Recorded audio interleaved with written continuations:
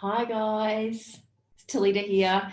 Just checking to see how many we've got online. Looks like we've got a few people online at this stage. So if you're there and you can see where, I'd love to give you, get you to give me the thumbs up or the raise the hand if you can see that function on your panel. I'm seeing a few more people come through. Hi Kath, hi Kelly, hi Sarah, hi Karen. Great to have you guys online. Looking very forward to talking all about Facebook today. Got a few attendees with their hands up. Love that. Thanks, Ramona. Thank you very much. Had a look at your Facebook page this morning. Looks very good. Had a bit of a look at all of you. So you've also got a Q&A panel there as well, which you're welcome to ask me questions as we go along. I've got to be honest, I'm usually, hi Susie, I'm usually I much prefer the backwards and forwards of a web workshop. So I'm really enjoying the fact that I like it when I can actually hear from you. So if you do have questions along the way or comments or anything, I'd love you to stick them in the question box so that I can sort of attend to those. I'm just trying to see if we can actually have a chat function, because that's really the best, where we can all just sort of chat together. But it might be just under Q&A. So let me just have a little look here. Chat. There we go. Got you. Okay, I think we're on. Hi from me. Pop a little note in there if you can see it, guys. I'd love to see your replies, so we can just have a general chat as we go, if that works as well. Now I'm going to put your hands down for now, so I know where I'm up to. And yeah, I'm looking really for, you can type only, Susie, at this stage, just purely so that we're not talking over the top of each other. If there's, I think there's a way I can possibly unmute you. So if you have a particular question, I can certainly allow you to talk. I'll just unmute you now and see if we can hear what you have to say. So, Susie, can you hear me? I can. Can you hear me? Yay! Job done. How are you today? Yeah, I'm good, thank you. So I'm just double checking that we're not seeing all the participants. Is that correct, or just seeing you? Correct. Yeah, that's right. So basically, just to keep it fluid, it's just, well, my thought process was, Susie, that you can see each other chatting, I believe, but no, we won't be viewing everybody today the same way that we'd be viewing each other in the room. Is that cool with you? Yeah, that means that we can participate in other things whilst we're listening. Yes, you can. You can wear your pajamas if you like, beautiful lady. That's fine. Thank you. Okay, I'm going to pop your mic off for now. Oh, you've done it already. Good on you. So, guys, I'd love to hear can all attendees allow their comments to be shown to everyone? I believe I'll get everybody else. I've got here all panelists and attendees. So I've opened that up now. So now I should be able to see that, and everybody else should be able to see that. In the chat box, guys, if you could just jump in there and see if you can see Gilly's question, or Gilly, if you're happy to jump in there and just add another question, that's probably not a bad thing, just so we can make sure we're all on the same page. Just working out the ins and outs. I guess this is the digital form of housekeeping that we're going through right this moment. So let me see, can everyone see this? On my typing, because everyone's watching me. Beer, that's not right. Woo, everyone. Oh, now I'm in the wrong place. What's happening here? Oh, here we go. Not now, it's asking me a question. Excellent, I can see your answer there. Perfect, Gilly. Thank you so much. I'm looking very forward to you as well. How are we going for attendees? We've got 10 online. We've got a few minutes left. Guys, I'd love you to pop in the chat box if you're happy to, things that you will, you're wanting to get out of today. I mean, I have had, this is actually the third time I've presented this workshop. So I am excited to have sort of adapted it a little bit based on what I have learnt from my previous two. And rest assured, I believe, should technology be on my side, that we're also recording this, so in the cloud.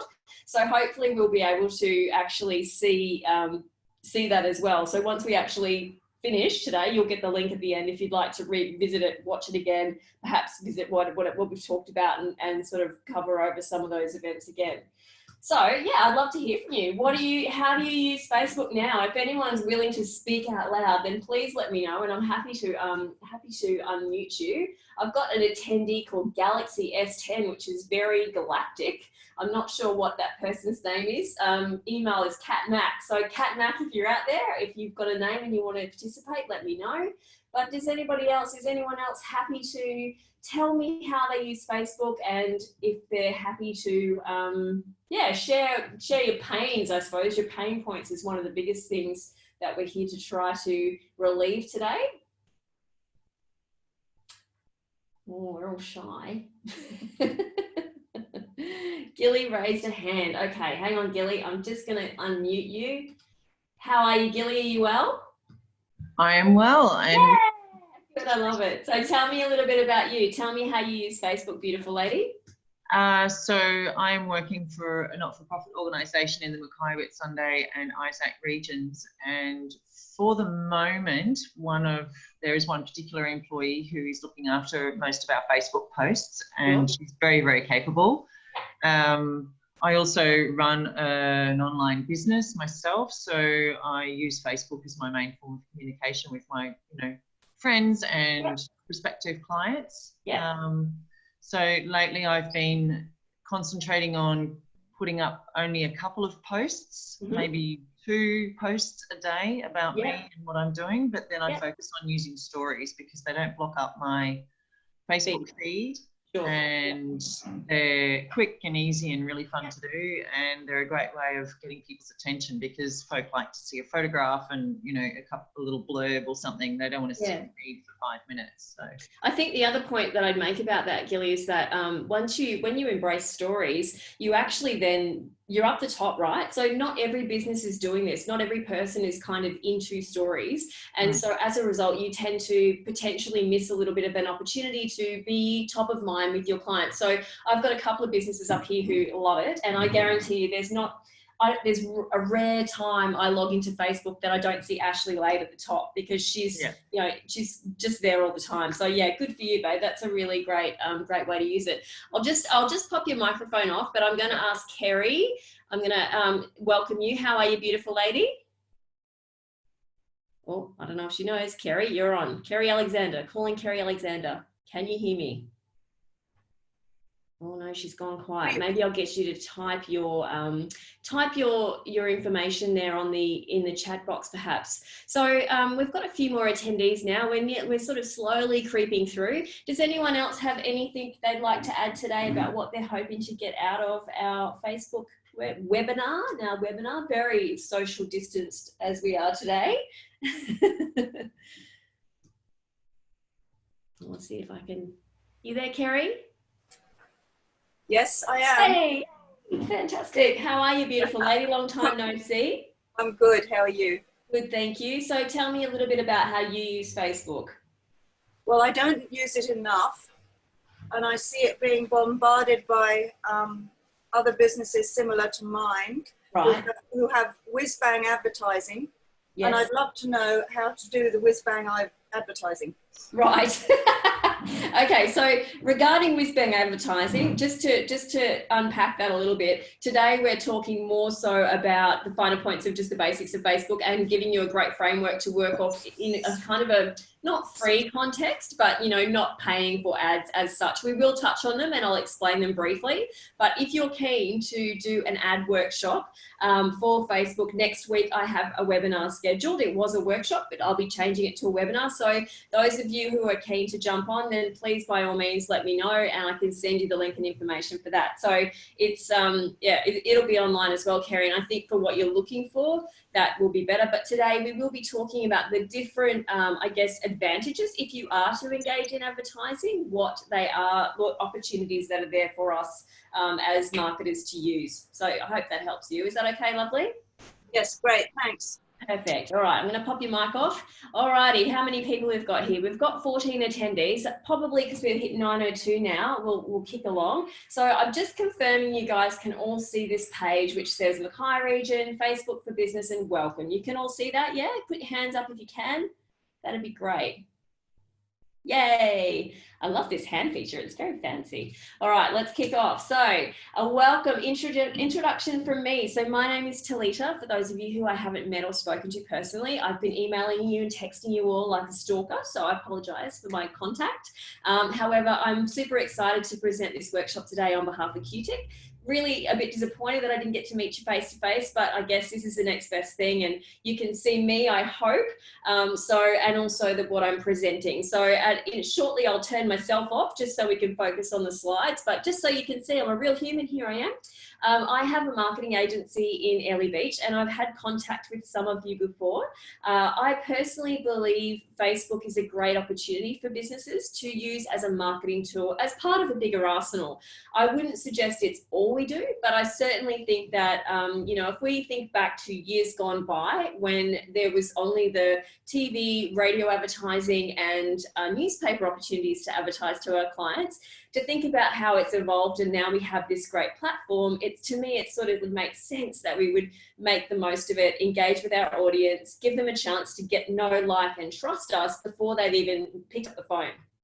The reason I think it's fantastic, again, marketing brain kicking in here, is because it gives people an opportunity to really get to know us before they've even done that, which means that they're far more likely to book, or by the time they do take the action, which is make the call, send the email, chances are that they're far closer to making the sale, making the purchase than they would have been had they not seen anything of you, whether it's on your website, certainly on Facebook or any other social media platform. So does that sound like a pretty fair statement? Yeah?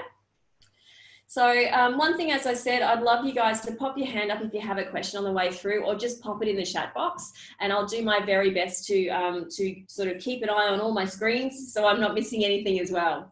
So let me guess, does Facebook make you feel like this? Hands up if Facebook makes you feel like that. I think a lot of us, yes, Kath, Renee, Marie, I'm completely sympathetic, because I have to be honest with you, I also spend a lot of my time on Facebook, more so for work if I'm honest. But in that context, there are times where I'm like, oh my God, this is so painful. Like, what am I going to post today? I have, I do Facebook marketing and just general Facebook maintenance for a lot of my clients. And I have those days too, where it's like, oh gosh, this is a real kind of a drain, a life suck. But there are ways and sort of systems and processes that we can put in place to manage Facebook in a better and more efficient way for ourselves and also for our business, so we don't get that stab in the side whenever we think about having to post anything, which is what we're going to try and alleviate today. So one of my clients in Airlie Beach, bless her, that was the first workshop I did. Before I actually presented, I said, okay guys, I'd love you to tell me, her name's Rachel, she has a hot rod tour business up here. I said, Rach, I'd love you to tell me exactly what you kind of want to get out of the workshop, which is similar to what I'm hearing from you guys, I think. If I had more interaction, I would, I would definitely be able to hear from you in a more formal way, but I'm guessing, and tell me if this is on the right track. So my research tells me, thanks to Rach, that these are the things she wanted to kind of understand. She wanted to know the ways of using Facebook where you don't have to pay all the time. And that's one of the reasons why today I didn't want to launch into advertising, because there are ways we can use it effectively and efficiently where we don't have to put our hand in our pocket. Number 2, how to read the data, which tells us how posts are reaching people. Number 3, should I be auto posting from Instagram to Facebook or do different things? And I see that across a few accounts I've had a look at this morning. 4, I want to lessen the workload. Don't we all? There's so much going on in our lives. And whilst this might be a valuable part of our marketing plan, it's also a little bit challenging sometimes to find the time to commit to it. So yeah, you want to lessen the workload. That's a total no-brainer. The last thing she pointed out to me though was that she wants to reach the maximum amount of people without being on there all the time. So hands up if that is you. Do you want to reach the maximum amount of people without having to be on there all the time? Because I do. That's why I want to use it. So I think we've definitely got everybody on the same page, which is fantastic. It means that we've got the right content in this program today to talk through to hopefully set you guys up for that coming along. along. I've just seen here that Susie and Gilly have asked for the link for the advertising workshop. So what I'll do is when I send the follow-up, because you guys will get these notes based on your RSVP through Eventbrite, when I send you the follow-up email, I'll also include a link to that webinar so you can sign up if you'd like to for that. So easy done. We'll get that done for you, ladies. That's all good. I say ladies, let me just check. Oh, Brent's online. Yes, hello, Brent. We're not all ladies now. I need to be a little bit more broad in my assumptions. So, okay, so let's go forth and have a look here. So let's talk some facts before we start heading down the Facebook rabbit hole.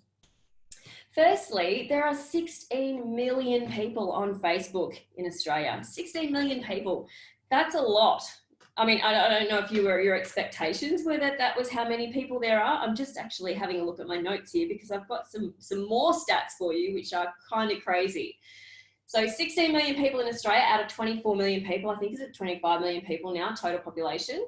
And then if we move forward, look at YouTube. YouTube is nipping on the heels of Facebook at 15 million unique Australian visitors per month. Now, do you think that this is why, one of the main reasons why Facebook is absolutely going down that video rabbit hole? Now, for those of you who use Facebook often, you've possibly seen the changing of the screen. So when you go to watch something now, it flicks to a big black screen and then it tries to invite you to watch other videos underneath that you might like. Hands up who's seen that, who's familiar with that particular look on Facebook. Yeah, so Susie's seen it, Karen's seen it, Renee's seen it. And the reason why, there's the facts. Like, obviously, they recognize the value in video content, plus they're direct competitors with Google and YouTube, right? So it's really critical that they do remain dynamic. They've got shareholders. They need to make sure that they have had the opportunity, that they're trying to stay ahead of the game. So that's why we're seeing this evolution toward video. It's been coming for the last few years.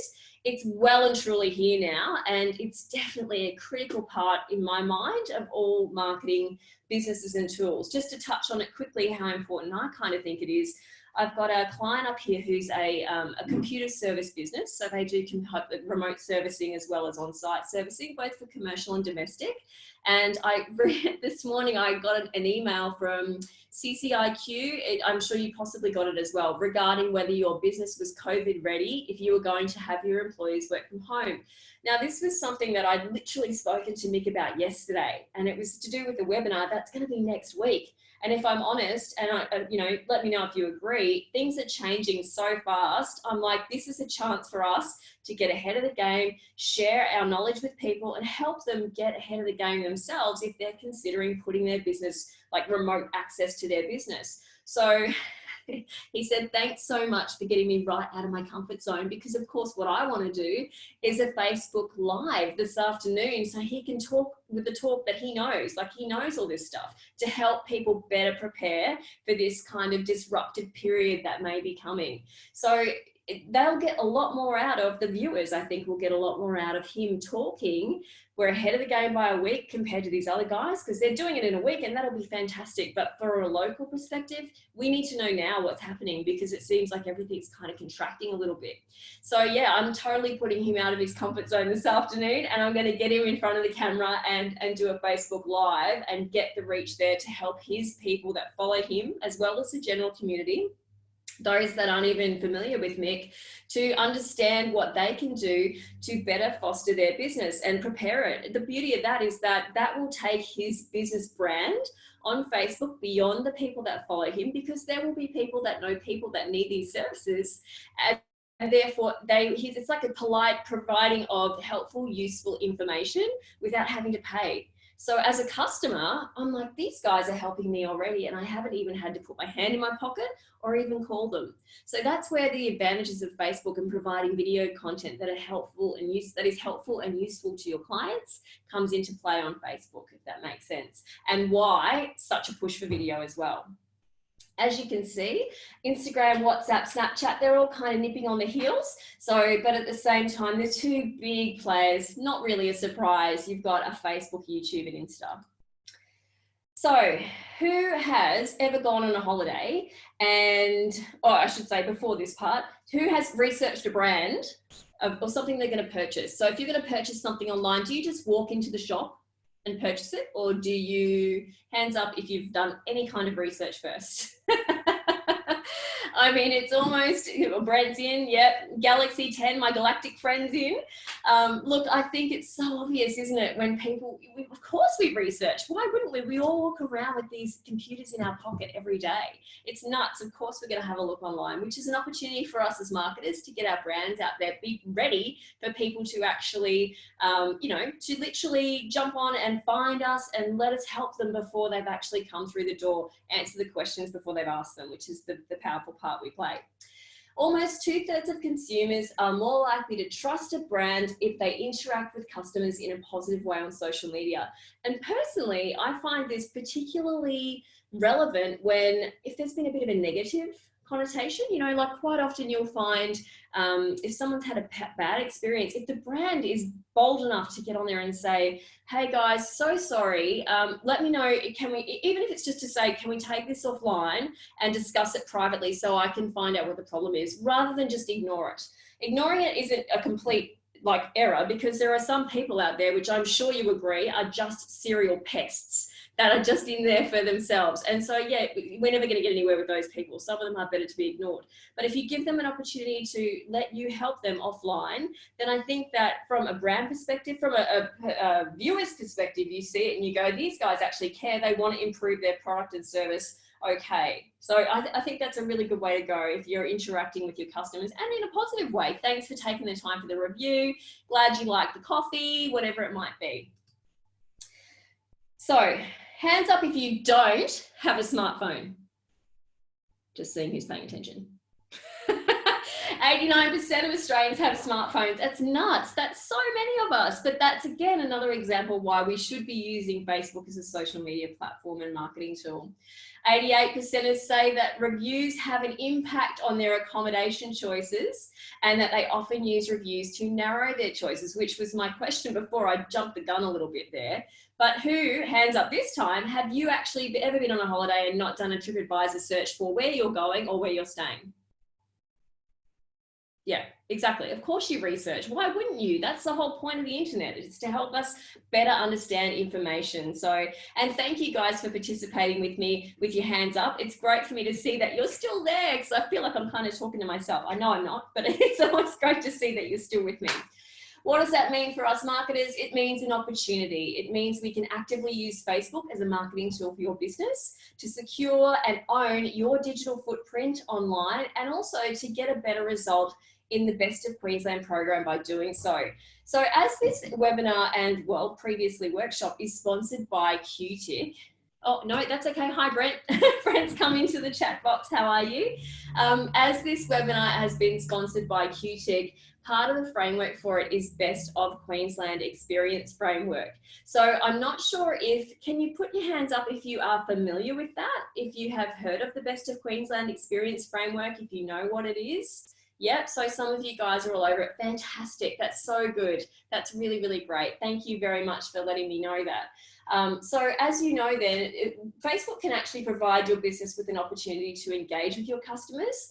By being active, you're inviting them to begin the know, like, trust process, as I mentioned before, and have that before they've actually contacted you to make that purchase. We're warming them up.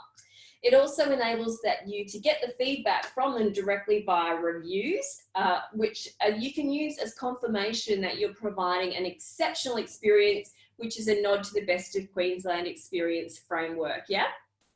So for those of you who aren't familiar with that, the Best of Queensland Experience Framework is the framework that enables you to get sort of a higher ranking on a bit more broadly. So for the smaller company that perhaps doesn't have a massive budget to send out staff with GoPros to do great social media stuff, the framework that we'll dig into a little bit more gives you the basic sort of benchmarks that you can adhere to become a Best of Queensland Experience provider. What that means then is that you'll be like words.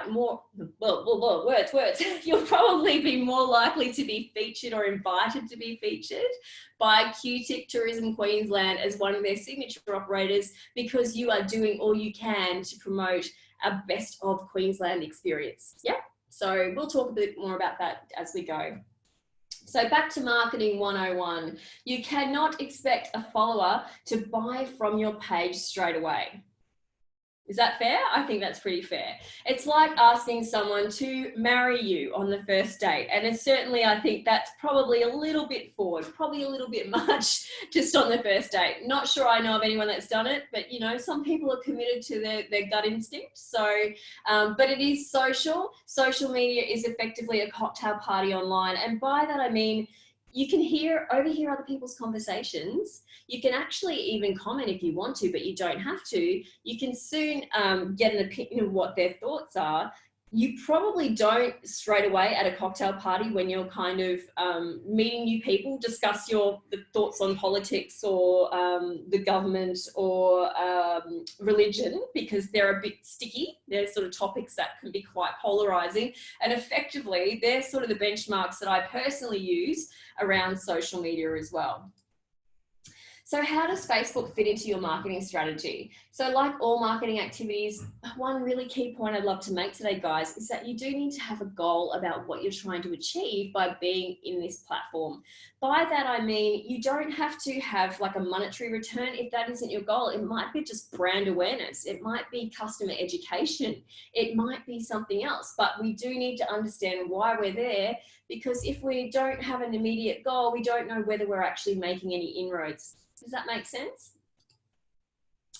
So a couple of little things that we need to cover off initially. One is if you're on your phone, and if you're not familiar with this, let me know. But I think most of you guys, just looking at your info online when I was stalking you, look pretty familiar with Pages. So if you're trying to manage Facebook, your Facebook page from your phone, it is a different app to the F for Facebook. It is a Pages app, which is this little icon that you can see here.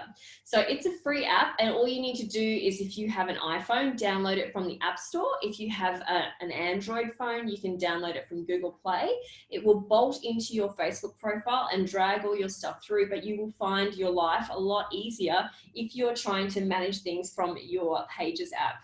Another app I've recently discovered, which I found quite interesting, and I think we'll see the evolution of this a little bit more in the coming months, is Facebook Local. Hands up, has anyone come across this on Facebook Local in the App Store or anything like that? Yeah, Gilly, you've seen it. So basically, this is a fantastic app. If you've got events and things, and I'm going somewhere, I can actually see what's going on in that region. So this is where Facebook's now trying to get people to really focus on the event side of things and making sure that they become the go-to place for different regions, so that people can actually understand what's happening there, but within the platform, within your phone app, by this app indeed. And look, you know what, it's actually kind of appealing. If I was to go to a new place, I would buy the paper initially or look on Facebook to see what's around the events. But if you've got your phone on and you put in the location, how fantastic is that to find out what's actually going around?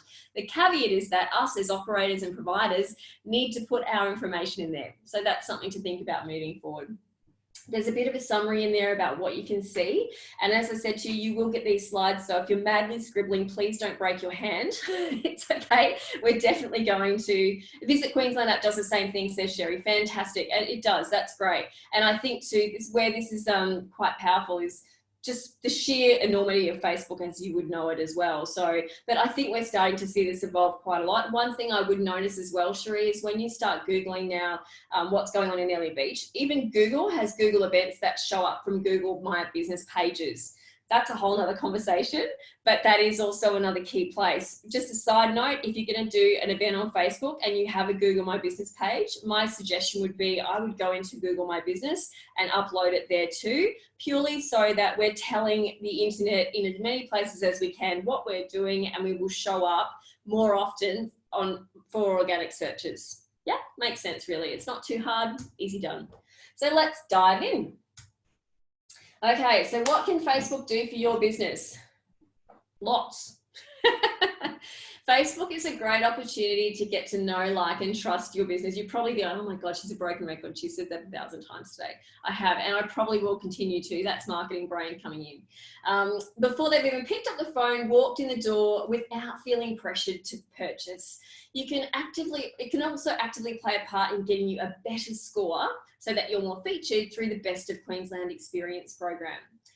It can assist customers in learning who you are, what you do, that you'll provide them with an exceptional, every now and then I make a typo, just so you know, we're missing the AL there, my apologies, experience, that you care about them beyond just selling to them, that you have a personality, and that you're part of a team. That one's really important, I think, because otherwise with your website's great, but it's sort of a place to give really great information about your business, but it doesn't allow you to kind of be true. Maybe you can use your tone, of course, but I think Facebook gives you a bit more of a chance to show your humor, show that other side of you, which is a critical thing for people to connect to, especially in the know, like, trust phase. There it goes again. How many times have I said it? So planning and goals. This is a statement I've heard a lot. It's actually a coined marketing phrase, but how half the money I spend on advertising is wasted. The trouble is I don't know which half.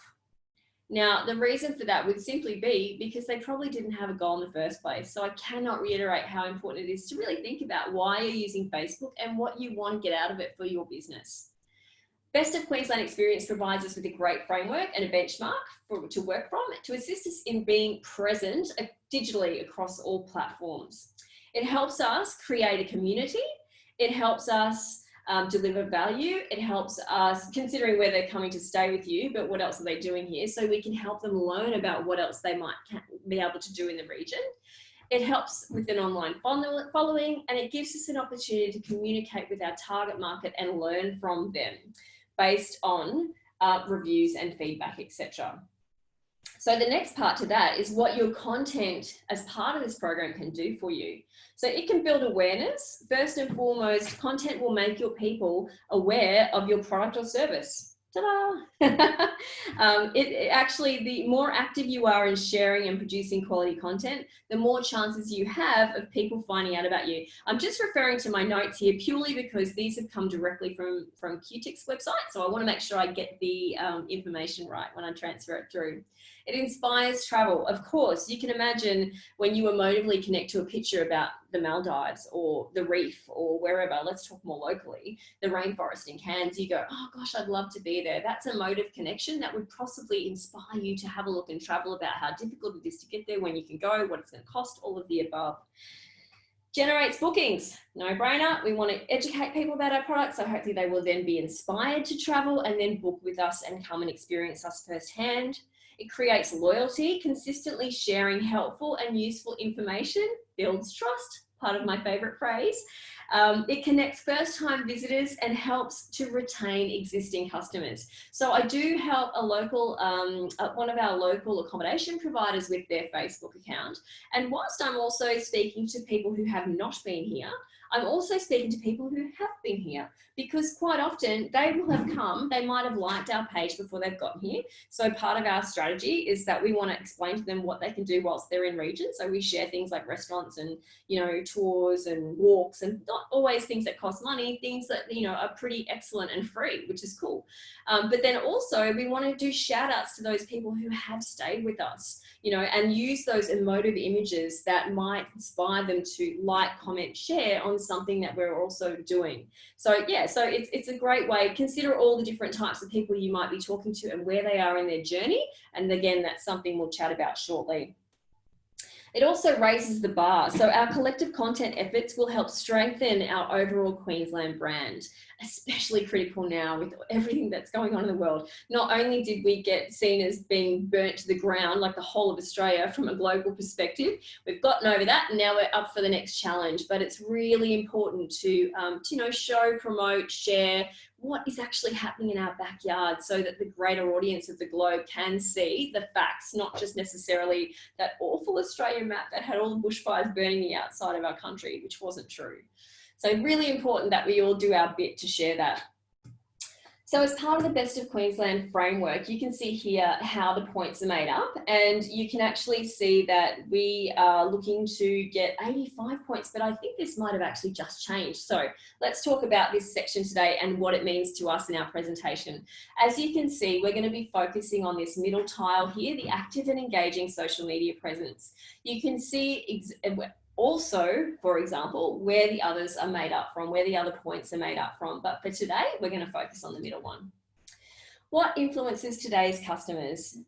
All 5 stages of travel, impact a customer's or consumers' overall experiences. 93% of global travelers say their booking decisions are impacted by online reviews. We just talked about that before. It's so critical. Word of mouth has the strongest impact on travel decisions, and online reviews have amplified this influence. Because if you think about it, I can tell you how great I am as a business, but if somebody else tells you, it's far more authentic, especially if they've actually experienced me. It's authentic because I'm not paying them to say that. They've actually paid me for my services, and to think that they then were happy enough to make a review about how great their experience was fantastic. So yeah, word of mouth critical. 92% of consumers trust recommendations over all other forms of advertising. And that's a bit of a no-brainer. I think we've all been there where we've been quite happy to accept the recommendations of somebody online. And I'd also caveat that to say, with TripAdvisor particularly, where that seems to be sometimes where we get a bit slated by people that have got their knickers in a knot. If you're consistently getting good reviews and you've got one bad one, don't despair, because it may not be more about the reviewer than necessarily your product. Things do go wrong in business 100%, but 9 times out of 10, those people that are very, very critical can sometimes be serial critics. And so it's not always necessarily something that we need to be very concerned about. I think we just sometimes need to take things with a grain of salt, if that makes sense as well. How do you make up the 80 points? And again, I think this has just changed back to 65, but let's have a little look at how this is structured. The Best of Queensland experiences will be exposed to a range of benefits. So this is if you do become one of the Best of Queensland experiences operators in the state. You'll get consumer advocacy and greater business performance by driving exceptional experiences, no brainer. Inclusion in tourism events, Queensland preferred operator database, accessed by staff when planning, marketing and activity, which is super critical if you want to stand out from the crowd, you want to be and represent what it is to be a tourism operator in Queensland. Prioritisation across all tourism and events, Queensland marketing and activity, including Queensland.com. Not a bad spot to be, flying the flag up the top of the Queensland.com website. So what is an active and engaging social media presence? Whoops, hang on, I'm just using my mouse a bit too quickly here. I got excited. Here we go. An active and engaging social media profile includes great content. Duh. It's not really a surprise, is it? This is what we're going to talk about today, how we can craft some great content with you. It adds value, it's authentic, it's adaptable, and it's shareable. So those are the critical functions around creating great content. The Best of Queensland experience criteria, and this is the one I think, guys, we really could possibly pay close attention to in terms of being an operator to make sure that you are meeting these basic requirements. First and foremost would be the first line. So have an average post per week of 4 posts per week, which includes wall, album and shared post. Consistency of posts is less than 65% variation. So all that means is don't post 4 one week, 1 the next week, none the next week, 7 the next week, 3 the next week. Try to be a little bit consistent. And today we're going to talk about how you can do that. An engagement, an average of 20 points per post. My suggestion would be they usually evaluate this criteria at the end of the year. I understand it's done around November, December time. So at this stage, I would suggest you don't worry so much just yet about the engagement part of it. And in the next few months, really nail your average post per week and your consistency of the posts so that you can then get that part sorted and then dig deeper into the engagement and breaking it down as to what it means to your business in terms of value. So here's some suggestions for you. To be effective, your content should tick one of these boxes. Again, this information has come directly from the QTIC website. So it needs to inspire interest, intrigue, or motivate action and travel. And that to me goes back to trying to create an emotive response in our customer, in our potential viewer online that we haven't met yet. It's helpful. Maps, how-to guides, instructional videos, itineraries. So Kerry, I know that you have a clothing line. In your case, it might be how to make the most of to care for your beautiful silk scarves that you create, or something like that. You know, how can I best care for them? And for the guys that are comm providers in Mackay, it might be options to get from the airport to where you're staying. And certainly it could even be in our wet season what to do when it's raining, because at the moment it's raining in Airlie Beach. I'm not sure if it's raining down there, but it's actually raining in Airlie Beach today. So what you can do in adverse weather, because we live in the tropics, it's not like we should sort of try to ignore that it never rains here, because we all know that it does, probably not as much as we would have liked, but we're all looking forward to the dry spell now, I think. It entertains, so remarkable weather events, not cyclones, wildlife and nature videos and photos. And I was looking through, oh gosh, now who was it today? Might have been, was it Reef Forest, or possibly, I've had a bit of a look at everyone's today, but I saw lots of beautiful stuff about the platypus, and also quite a few, oh, it's a golf club, Little Mount Golf Club. I saw lots of your golf shots with the beautiful kangaroos and wallabies on there. I thought that there could be some reference made to our resident locals on course, which seemed to be prevalent in a lot of your photos, which was cool as well. So it informs, so FAQs, event dates, give people a reason to come here. Airlie Beach, we've got the Airlie Beach Music Festival, shout out to you if you're out there. You've actually got the giving people a reason to make a trip to where you're staying and what you're doing. I know you've got the Mackay Italian Festival, which I believe you guys are online today. So yeah, reasons to travel and what you can do while you're here other than that as well. Best time of the year to visit, suggested itineraries. You're flying in on a Friday, flying out on a Sunday, give them a couple of days worth of stuff to do, just as a suggestion. Adds value, so exclusive offers or deals, demonstrates value in terms of money and time. And of course, I do see a lot of this happening now purely because of the time of the year, not to mention the fact that we're all in a bit of a sticky spot right now in terms of tourism. So this gives us plenty of suggestions and options to create 16 engaging posts per month. So let's get on it. You still with me? Hands up. Everyone's still breathing? Anyone's had to run away for a coffee? Oh yeah, good. Okay. Has anyone got any comments that they'd like to make at this stage, or questions that they'd like to ask? I'll just have a little break and see what I've got here. And if no, that's fine. But I just thought I'll give you a chance to, yeah, say good day. I've asked one above. Well, you have two, Susie. Hang on, let me. What are your thoughts about videos on Facebook Live versus videos on stories? Okay, so you are ahead of the game, lovely Susie. Sorry, I missed that question come through before. Thanks for pointing it out to me. I actually think Facebook, I think they're both great, to be honest, but they serve different purposes. As I was chatting earlier, I think it was with Gilly or Susie about the doing your story stuff. Being in stories keeps you up the top of the profile. So when you go into Facebook, you see that at the top of the list there, anyone who's recently updated their story, which from a business perspective keeps you top of mind with your audience. Great, fantastic. Facebook Live is something that Facebook really wants you to embrace. So if you've ever seen a video that was initially filmed live and then afterwards it's reshared, you might see it 3 hours later, but it will say 8 seconds was live. And so by doing that, when you're going live, you will get a greater reach than you would do if you were to just upload a video. So if you're terrified of live, I get it, and a lot of people are, and it's fine. We'll talk a little bit about that later. But I think they both have, Susie, a respective place within your marketing strategy.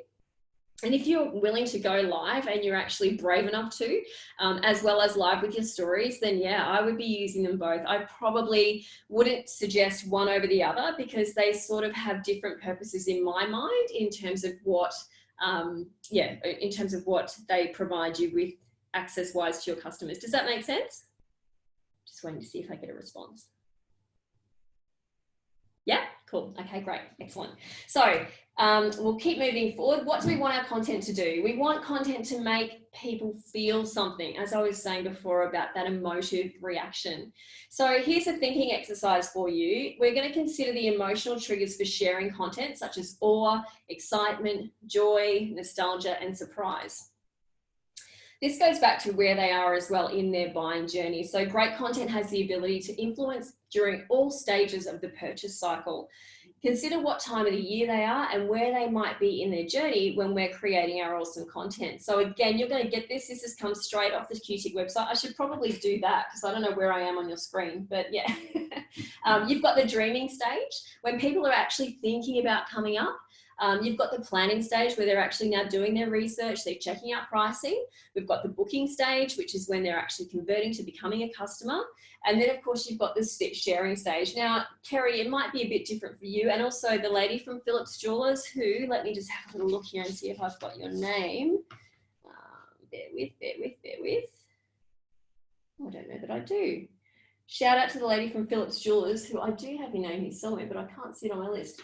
Anyway, Miss Phillips and also Kerry C, from the retail perspective, you still would follow this format because both of your purchases are beautiful and you know, they still require people putting them hand in their pocket.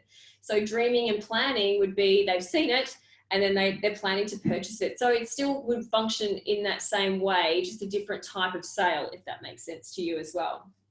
As you can see, there's different techniques here in these sections. So in the planning section, travelers are relying on digital channels to plan their holiday. Again, goes back to the fact that what do? If we're looking at going away, we jump online, we have a look at flight prices. We look at accommodation, we look at tours. It's a no-brainer. Booking, so we want to book via digital channels. How easy is it? Like, remember the days where we used to just go to the travel agent and book online, and even now that's kind of morphed into these last-minute distress sites or online, like for your accommodation places, the online booking aspect, which is great. And it also, for those, if they do come directly, it gives us a chance to sort of gather a little bit more of that commission back as well. So, and it's not, the commission tends to be, hopefully, it does vary, I appreciate that, but not quite as great as it does when you go through the wholesalers. That can be a bit sticky. Experiencing it, so 53% of travellers have used a mobile device to find travel-related information. Think about yourself when you're in situ, enjoying your holiday, you're trying to find a location, what do? How often do you ask someone? Probably not very often. I certainly jump on Google Maps and I have a look and I see where I'm going. So yeah, so that's probably, I'm assuming, what most of us would be doing. So here's a little tester for you, and I can't see you closing your eyes, but you don't have to. But what I want you to do is shut your eyes for me for a minute while I tell you a story. Imagine that you live and work in Melbourne. You're waiting at a train station. You're soaked because it's been pouring rain, and you had to walk through there to get to where you need to go. It's 11 degrees. It's freezing. So we're all there mentally. We're at the train station. We're freezing. And then this pops up in your feed. Hands up who wants to be in that photo versus being at the train station where it's freezing and you're wet. I know where I'd rather be. I don't know if those bikinis come with this photo, but yeah, I'd just be happy to be there. And I think you can see what I'm talking about when I mean an emotive reaction. So to put that into business terms, all content should be valuable, authentic, adaptable, and shareable. And I'm not going to focus too much on this table, but again, it will be in the slides for you to reference. So you can sort of understand how it unfolds as you move forward throughout your content planning structure. So let's take a look at your profile. Have you optimized your profile lately? How does your Facebook page represent your business? So there are some critical elements of your Facebook page that we can really make the most of to make sure people are getting a clear picture of you, an understanding of you, and also basically just an understanding of what you're offering and asking them to engage with as part of you and your services. So you've got your profile pic, your cover photo, a custom URL, a description, call to action, and a template, as well as a tab layout. So there's a few things there. This page I would recommend, once you get the slides, use it as a bit of a checklist and go through and check yours out. We're going to jump through and have a little look at all of these things now. So did you know that your cover image can be a video?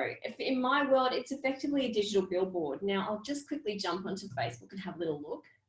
If I go to the Fat Frog Beach Cafe, for example, so I've got this great little video here, which is engaging, it's not so static, and what that does is gets a lot of information to the consumer quickly.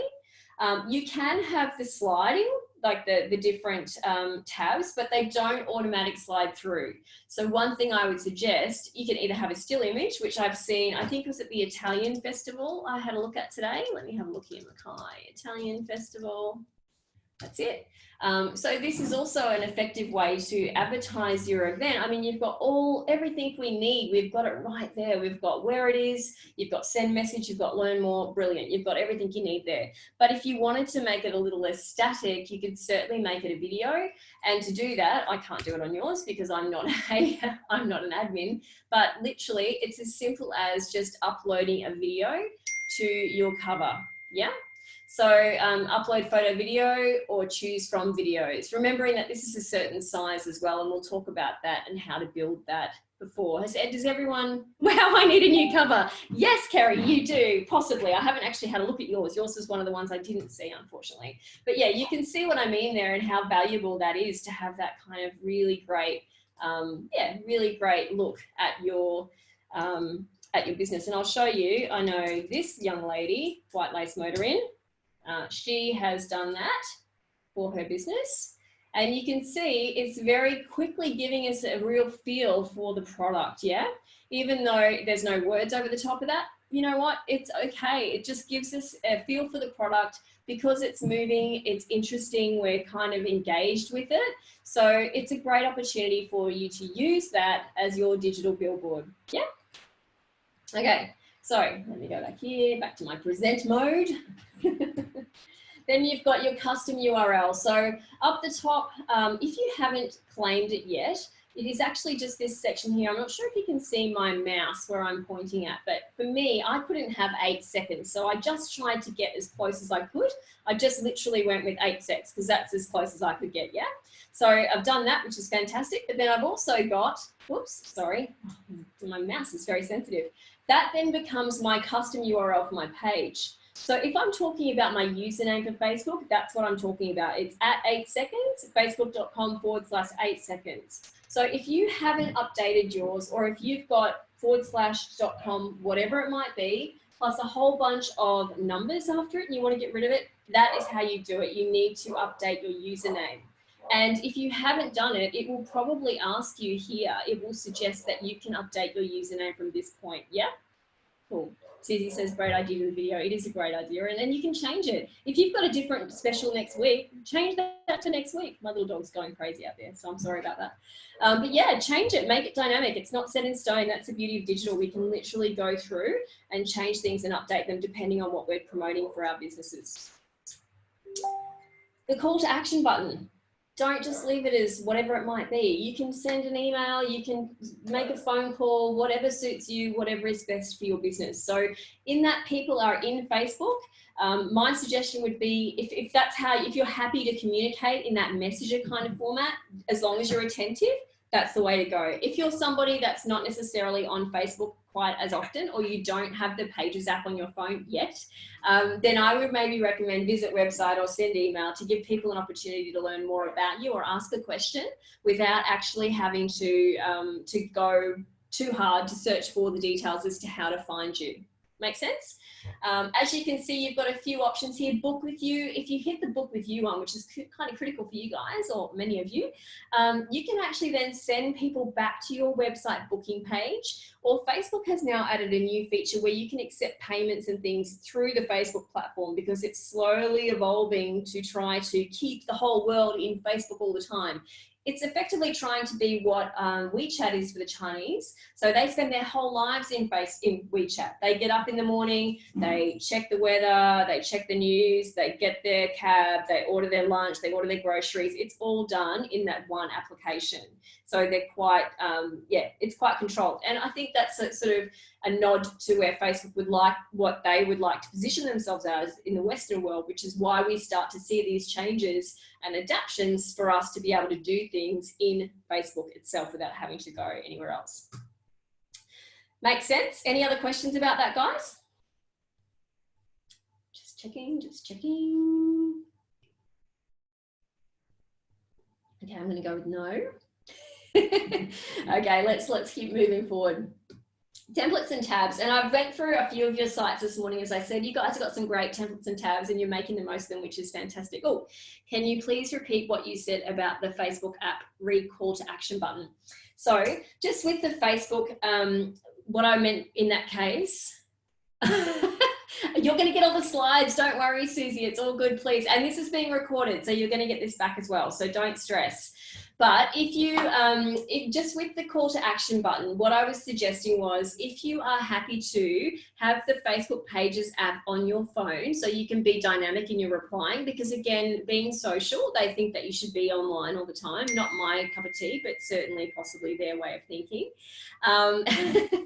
Then I think that it's important to suggest that they can send you a message, because that is the native form of communication directly and privately within Facebook.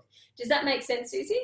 If you aren't someone who's so sort of ready to respond so quickly through Messenger, then my suggestion would be possibly ask them to send you an email or visit the website, or possibly make a phone call instead of using Messenger as your option for them to contact you. Reason being that the pressure's not on you then to reply, because as you've noticed, like, it will tell you how long a business takes to reply from Messenger. It'll say this business takes on average about sort of, Kerry, good girl, it takes on average about, 45 minutes to reply, 2 days to reply, 24 hours to reply. They are very, very closely monitoring how quickly we are responding to people. And that's why it's important. If you don't think you can respond as quickly as that, my suggestion would be take that pressure off yourself and send it through to your email. What if we have an auto response set up? Does that negate that? It does and it doesn't. So it's a good idea. I have a helicopter client who we cannot accept bookings via Facebook for them because it's just too complex with weights and all the rest of it. There are too many parameters around the booking system. So whenever they try to make an inquiry, I have the auto response, which says if you want to travel in the next 2 days, also for the sake of just timeliness, please call the office or email us directly. Then I would go and reply to them if it's sort of, I would still reply to them, but just in case they want an answer right now about what availability is like, I don't have that. I'm in an office in Early Beach, they're on Hamilton Island, so I don't have that capacity. And in that case though, I would suggest that I give them another option to get the information they want to quickly. It doesn't negate it, but my concern about having the autoresponder, which I think is great and definitely has a place, is sometimes it can enable us to miss the actual conversation because there's been a reply, if that makes sense. So as long as you are diligent in keeping an eye on it, then no, I don't think it would negate that. But I don't think that Facebook would count your autoresponder as a quick reply because it knows it's an autoresponder. It's not coming from you to human. Does that make sense, Susie? Just standing by for Susie's reply. I can't, oh, perfect, great, excellent. So yeah, so I hope that clears things up a little bit there for you guys. And look, messaging is the next step in terms of Facebook marketing. That's where they're kind of going. So watch this space for how that's all unfolding. I'm not sure if any of you have signed up to the ABC News app, like via Messenger, but I get the news headlines to my Messenger as they break in the day. It's literally a sentence. I can show you if you haven't seen it. It's literally a sentence. And if I don't want to see anymore, I don't have to worry. If I do want to see any more, so here we go. Good morning, Talita. Here's your update. If I want to see more, I can say, give me the news. And that will prompt the bot to send me the next section, right? And then I can see the next story. So it's making it really easy for me to consume the news in a platform that I have at my fingertips. It's a very different way to how we're used to consuming the news, but wow, isn't that making it easy for me to stay across the local topics? That's where we're going with Messenger. That is where it is sort of headed. So it's a bit scary, but it's also kind of exciting. So yeah, anyway, back to the workshop. Let's go present. And I've lost my chat box here. Where are we? Let me just check. Where have you gone? Little chat box, bear with while I have a little look. Indeed, sorry. No. Sorry guys, bear with me while I just quickly have a little, try to find where I'm up to. I don't know where it's gone. Just sort of vanished on me. Can't have no chat. That's not going to be the go.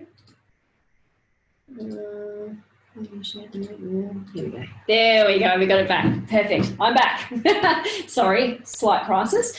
Okay, so templates and tabs. There are a range of templates and tabs you can choose from, which will change the tabs down the sides of your page.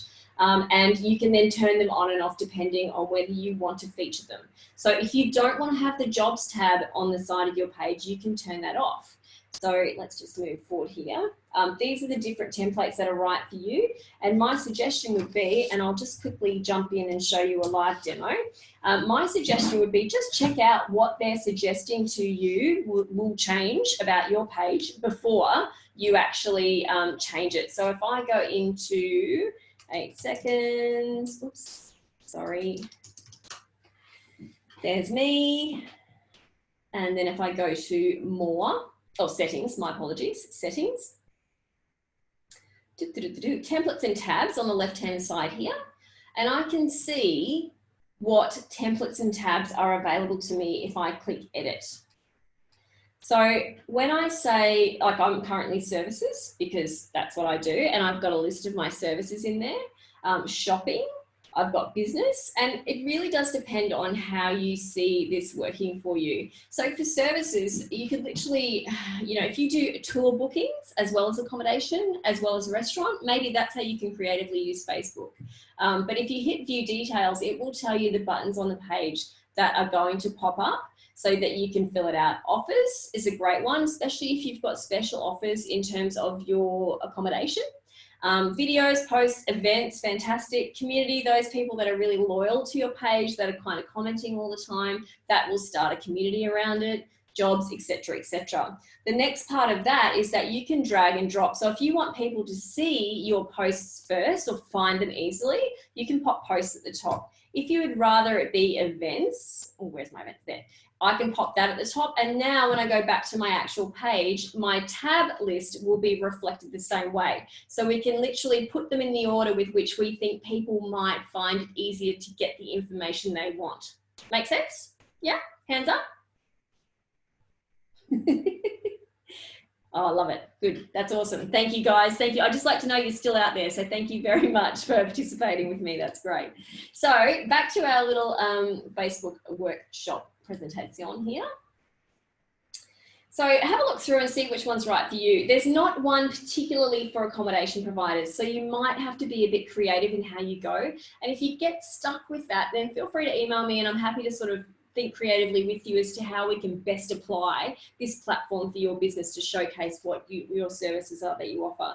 For a tourism operator, I do, like as in a tour, I do have services for a lot of my guys, just purely because it makes sense. It's a bit of a no-brainer. So then you've picked your template and we've had a look at your tabs to see what's changed. They will walk you through things. If you get really stuck and you can't, if you're not a restaurant, but you have a menu, like if your main thing is that you're an accommodation house, but you also have a restaurant as part of that, you can actually add your menu through a different way. So if you go down to your About tab on the left-hand side, and please remember, again, I'm going to send you these slides so you'll be able to find this information. If you go to your About tab, about your business, you get the opportunity to add a menu. It's tucked away down there as if you'd find it unless you chose the restaurant tab or template, but you don't have to, that's the point. You can literally add the menu there. So there's a little bit of a hack there for you to find how you can add the menu if it's not your first part of your business. If it's accommodation before restaurant, you might want to be accommodation and then add the menu there. So let's talk the what, the when, the how of the content.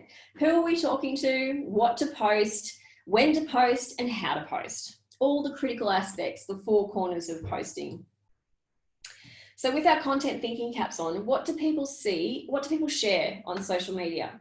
Think about what you personally share as your content. Does it make you look cool, fun, interesting, intelligent? Do you think of someone who would enjoy the content? Is there someone who could benefit from seeing the content? Does it reflect the activities you enjoy? So for me, I'm all about ponies. I like dressage, so I'm all about, a lot of my feed is full of horses. And is it representative of the community that you are part of? And that's the other thing. I would share things about our community that I want people to know are happening, as well as, kindness and things like that I think are a really feel-good stuff. The feel-good things you want to share amongst your friends, This one here is interesting. Do you think of someone who would enjoy the content? So one of my, as you would have seen earlier, one of my clients is the Fat Frog, and we are a cafe at the beach in Canterville here in the Whitsundays. And obviously we make awesome coffee. Hands up if you've ever been to the Fat Frog. Has anyone on this panel ever been to the Fat Frog? Yes, good one. That's excellent. So we've got a pretty decent label for coffee making and fantastic food. It's a great spot. But what I found during, just sort of as a bit of a byproduct of posting to these people, is that they all have a wine influence. So they all we're all winos. We love a wine. So now I've started to post about wine on a Friday night, and they get crazy interaction. We sell wine at the cafe, but it's certainly not our first priority. Like, our priority, as I said, is coffee and food, right? So, but I've found this sort of common denominator amongst our audience, that they all like wine too. So this is resonating with our target market, which is taking our brand through whenever I'm posting this stuff. The best part of it is I'll post something and then somebody will go, oh, hey, Kerry, this is so us. Like, they'll tag their friends in it because they have a mutual sort of private joke about it, which makes it go nuts in terms of reach. So if you're lucky enough to sort of do a bit of trial and error, find out what works for your audience. It might be chocolate, it might be swimming, it might, I don't know. But if you can find that out, this is why it's important to think about your customers, your target market, and the other things that might strike a chord with them when it comes to actually communicating with them via Facebook. Make sense? Yeah. So who are we talking to? Who is your target market? This is lens to this. Do you think of your customers? Do you have a specific personal client who pops in mind? And there might be more than one, you know, there might be the business traveler, for example, that comes up for corporate. And then there also might be the holiday maker.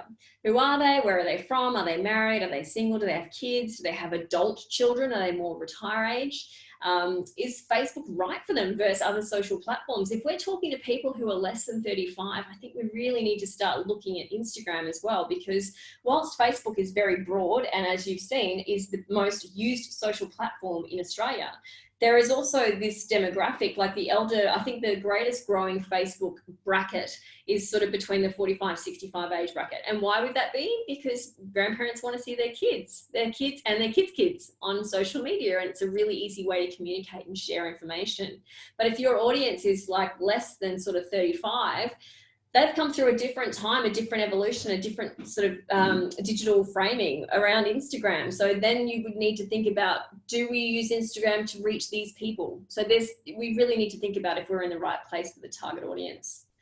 Why are they coming to you? What are they coming to you to try to find? What solution are they hoping to get from you? And what kind of language do they use?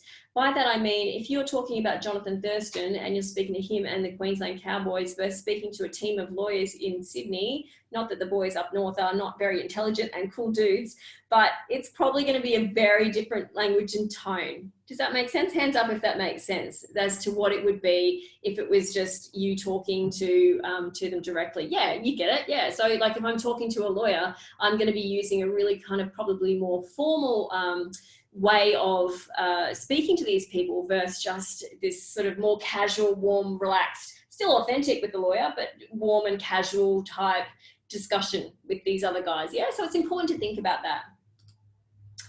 So the one thing is here, this is where Facebook gets great, because we do get a chance to dive in and actually have a look at what people are.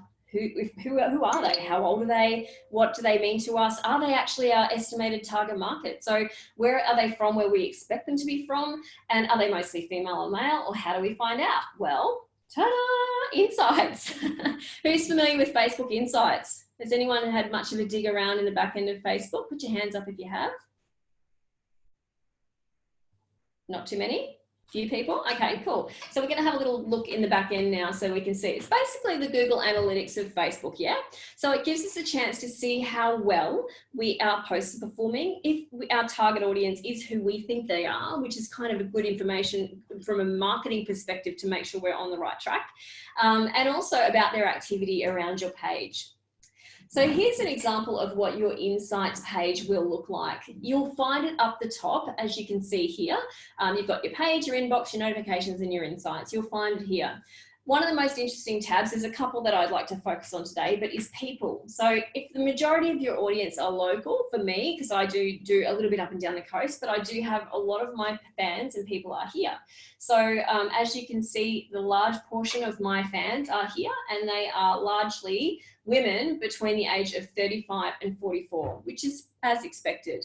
Initially, when you start out, you might find that your target market, incidentally, is very similar to your profile. So if you've started out a new business and you've opened a Facebook page up and then all of a sudden all your friends like it, you might find that your target market is reflective of your friendship group as opposed to your audience, because your friends are liking it. So it can change a little bit as well. But you can see here, it does qualify whether you're on the right track or whether you're kind of maybe missing the mark a little bit with your guys. The next one, oh, actually, sorry, not to jump ahead, but this here is a sheet I will send you. It's a worksheet, so you can really think about your customer avatar, your audience. You can see here that we're thinking of them in a lot of different ways that we probably wouldn't normally think of when we think of our customers. We have an idea of what they are in our mind, but we probably haven't given it really clear thought or dedicated thought, which is what this sheet will help you do. Just to quickly run through it so you know what the different facets of it are. You've got the obvious stuff on the left-hand side here, which are the details about their age, gender, marital status, etc., etc. Then you've got the sources of information. Where do they get their information from? You know, if they're corporates, they might read books, website, magazines, other. They might read the Financial Review. They might read the Sydney Morning Herald. They might watch the ABC News. I don't know. They might watch the 7:30 report. Or books. What sort of books do they read? You know, think about where they're getting their information from. It might even be Facebook, the way that I do through the ABC. Then you've got the goals and values. So what are the goals and values of this customer coming to you? Is it that they want some clean, like timely accommodation that's easy for them because they're a corporate traveler, or they want a nice, relaxed, quiet, private place to be on the beach with their family that's safe with their kids? So what are their goals and values? What are they trying to achieve, and what values are they seeking within that, which might be privacy and safety? What are their challenges and pain points? Their challenges might be budget. Their pain points might be not being able to get away from work. So, you know, just think about it sort of a bit more broadly. And objections and role in purchase process. So this example I would use for, I've used it in a couple of my previous workshops. The bride who wants the specific type of wedding, perhaps a TP or something like that. And the husband's a bit more relaxed about things, but he will have to have a pretty big part in the final say because they're both financing the wedding. So his role in the purchase process is to really kind of give it the final tick of approval. Now, other than Brent, bless you, who is online, I think we all know that the women really do run the world. Hands up if that's true, ladies. Is that true? Like the girls make the final decisions, I think. Yes, I think that's true. With the exception of the very lovely Brent that's with us today.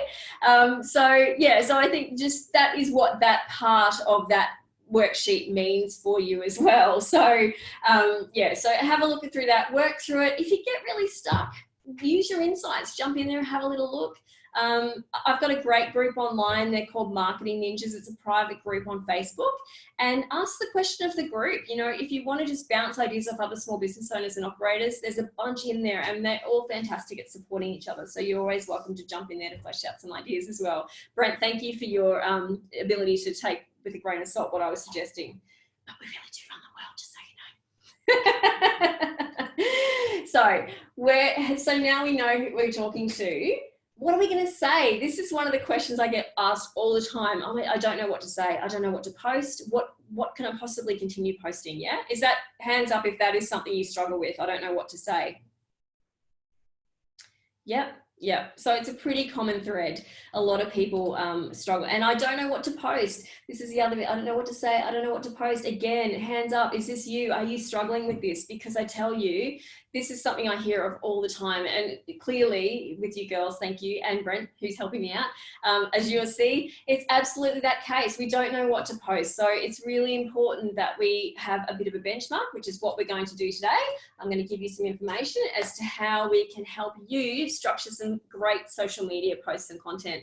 Just to flick back to this table we had a look at before, I find this really excellent as a bit of a guide to use to inspire me when I'm creating content. So again, I post that inspires interest, intrigue, motivates action and travel. So for us in the Whit Sundays, it might be a beautiful image of up the top of honey eaters. It's a walk. It's a beautiful view when you get to the top, and it might be, you know, you can walk here within 40 minutes of Early Beach, or where is this, or whatever it might be, but inspires people to engage with the image because it's beautiful and it's a stunning view. It's helpful. So maps, how-to guides, as I mentioned before, maybe how to get to the to your location from the airport. It's entertaining. So I really don't know. Remarkable weather events worries me a little bit because we have some pretty dramatic weather events in North Queensland, so we might just move that one to the side. Wildlife, nature, videos and photos. We've got plenty of those that we can share though locally. And I love the Cape Hills Borough, the platypus. We've got so much in our backyard that we can share unique to us. It informs, so FAQs, event dates, travel tips, it adds value. So exclusive offers, deals, demonstrates value in terms of money and time. So there are some basic ideas for you. So Best of Queensland Experience Framework also suggests these particular actions. So plus what we've just talked about, you've got these as ideas as well. So we've got local stories, local influencers. So if there's a bit of a card, like we've got a gentleman around town that does local walking tours, or even the guys that do for those of you who have been to the Whitsundays recently, the little tuk-tuks up and down the front street. They're pretty cool guys. They're pretty funny. They're outgoing. Chances are more than high that as a tourist in Early Beach, you'd see them. If not, you'd definitely hear them because they're quite good. But yeah, you know, those kind of people are great for you to try to get engaged, or even just share their stuff back to your page if you can't get a chance to speak to them yourself. Visitor stories, so quotes and tips shared by fans can be repurposed into photo captions or used in blog posts. So say, for example, you had a couple that were staying with you and they wanted to have a beautiful sunset. You're on the beach, they wanted to have a beautiful sunset platter delivered. They might share that tip or trick that they actually got that delivered to their room. It was super simple for them and all they had to do was drink the champagne and eat the cheese, and it was a brilliant afternoon. And then share where or how they engineered that, which is an easy way to go as well. Current content, show people what your part of the world looks like right now. I saw one of the ones I looked at this morning, one of the, let me have a look here. I think it might have been Reef Forest maybe. But there was one of the ones that was on the beach, and I was seeing beautiful shots of sunsets, sunrises, stunning, stunning, stunning stuff. And I think that goes back to that emotive stuff that we really want people to react to, and also, I guess, understand what we're looking at, what they could be looking at. So weather report from Early Beach. I do that with the Fat Frog. If I drive down there to go and grab, that's you, Comfort Resort Blue Pacific. Bless you. Thank you, Kat. Good job. Hands up for you. Good job. So yeah, so I think it's really important if I drive down there and it takes my breath away when I park over the road and I see this beautiful blue azure water. And then I look out and it's just breathtaking. I'm like, gosh, why wouldn't you want to see that? Even if you are stuck in your office. So I take a photo and I say, put a little label over the top, and it might just be weather report from the Fat Frog. Stunning. Something as simple as that. If it takes your breath away, chances are it will probably do the same for your audience. So feel free to share that great stuff. Trivia sharing. We've got 673 types of fish on the Great Barrier Reef. That kind of stuff that's factual about the backyard. I saw, maybe this was Reef Forest, forgive me, because I've got lots of notes here, about the spur of the platypus that actually does have poison in it, which is something a lot of people don't know. Certainly not that they're going to go and jump in and try and give them a cuddle, but it's an interesting fact about what they're going there to seek and learn about. So that kind of stuff is fantastic to share. Even for the Middlemount Golf Club, the fact that you've got your resident wallabies, you know, and the fact that we've lost a lot of wildlife down south. I mean, I know it's probably not great that they're eating the greens, but at the same time, you know, to sort of foster that friendly look to wildlife, if that is what you do, or even the bird life. I'm sure there's some beautiful bird life out there as well. Seasonal content posts which mention the seasons and remarkable weather events are well received on social media. I take that one with a grain of salt. Post the best snorkeling spots on warm weather days, or cozy cabins, or hot drinks on cold rainy days. I think I like the idea of the Yungala part of this because it's up in the mountains and you can have a lovely glass of red by the fireplace. But in contrast, like Comfort Blue, I also like the fact that you could be on the beach having a cocktail, that kind of look as well. So we have such a vast ability to really touch a lot of different emotive reactions in this space, in this region, which is excellent. Does anyone have any questions so far? Just have a little break. Just waiting. I have one above. Oh, Susie, I keep missing your questions, you poor thing. Do you ask your audience in order to gather this info? So when you're saying, can you just clarify? I'm just going to unmute you for a second, Susie. Susie, are you there? Yes. So Yes. you were talking about the template. Tell me what you mean. So you were talking about the template you're sending out, and I was just asking in response to that, do you contact your audience to gather that information, or do you just say what you think you Do you mean when I'm suggesting they get the stories and their experiences? Is that what you mean? No, it's going back. I posted that question a little way back when you had the template that you're sending out to find out about your audience. Oh, okay. So I don't actually send a template out. Let me just skip back here. I just want to make sure. No, sorry. You said you were sending us the template, but I was just asking you, do you gather that information by... Oh, sorry. Yes. This one here that's on the screen now? Yeah. Okay. Yes, I do. Absolutely. Because for me, like I don't send it to my audience, no. But what I do is I pay close attention to my customers as they come through. And I notice kind of a bit of a, how would you say, similar issues. Like you've probably got not issues, that's the wrong word, interests, demographics, ages. You know, for me, a lot of my business owners they might be the owners, managers, so they don't have a lot of staff. They have limited time, of course, like you guys do as well, I imagine. And they kind of want to understand how to do it themselves. Now, they want to understand how to do it themselves. They don't always want to do it themselves, but they want to understand how to do it themselves so they can if they do. So for me, I don't send that template out. Sorry, Susie, I missed your question earlier. I don't send that to them, no. But what I do is if I get stuck, if I have a customer that's getting stuck filling this out, then I encourage, and if we were together today, this is what we'd be doing. I would be encouraging you alongside another business alliance or a business ally friend to talk through it, because I think sometimes just talking through it, you can sort of start to flesh out these, this more clear picture of your target market. Does that help you? Yeah. So what I meant, I sort of understood you didn't send them this, but I guess I was, in retail, for example, you might assume you think what the customer, what the customer wants, but in fact, you don't, you're not exactly, so asking them, you can actually have quite a discovery. Totally. And I have to be honest with you, in that case, yes, if you have a chance to ask the customer what they want, what they would improve, what they enjoyed, what their favorite part of the experience with you was, then do it. And I was on Hamilton Island for 5 years as the island sales and marketing manager, and God forbid anyone gets stuck in the lift with me at Reef View, because I would be like, oh, why did you come here? Why did you choose Reef View? How long are you here for? Where did you come from? I would just be pumping them for information, because what a great opportunity to get that live and dynamic feedback. And again, with your review, Susie, what I would say is if somebody does a review with you and they say 5-star or whatever it might be, and I do this with the Fat Frog, if they've said 5-star, great experience, I'm like, oh, fantastic. What did you have? And I try to engage them a little bit, and they'll say, oh, the pancakes and a latte, it was brilliant.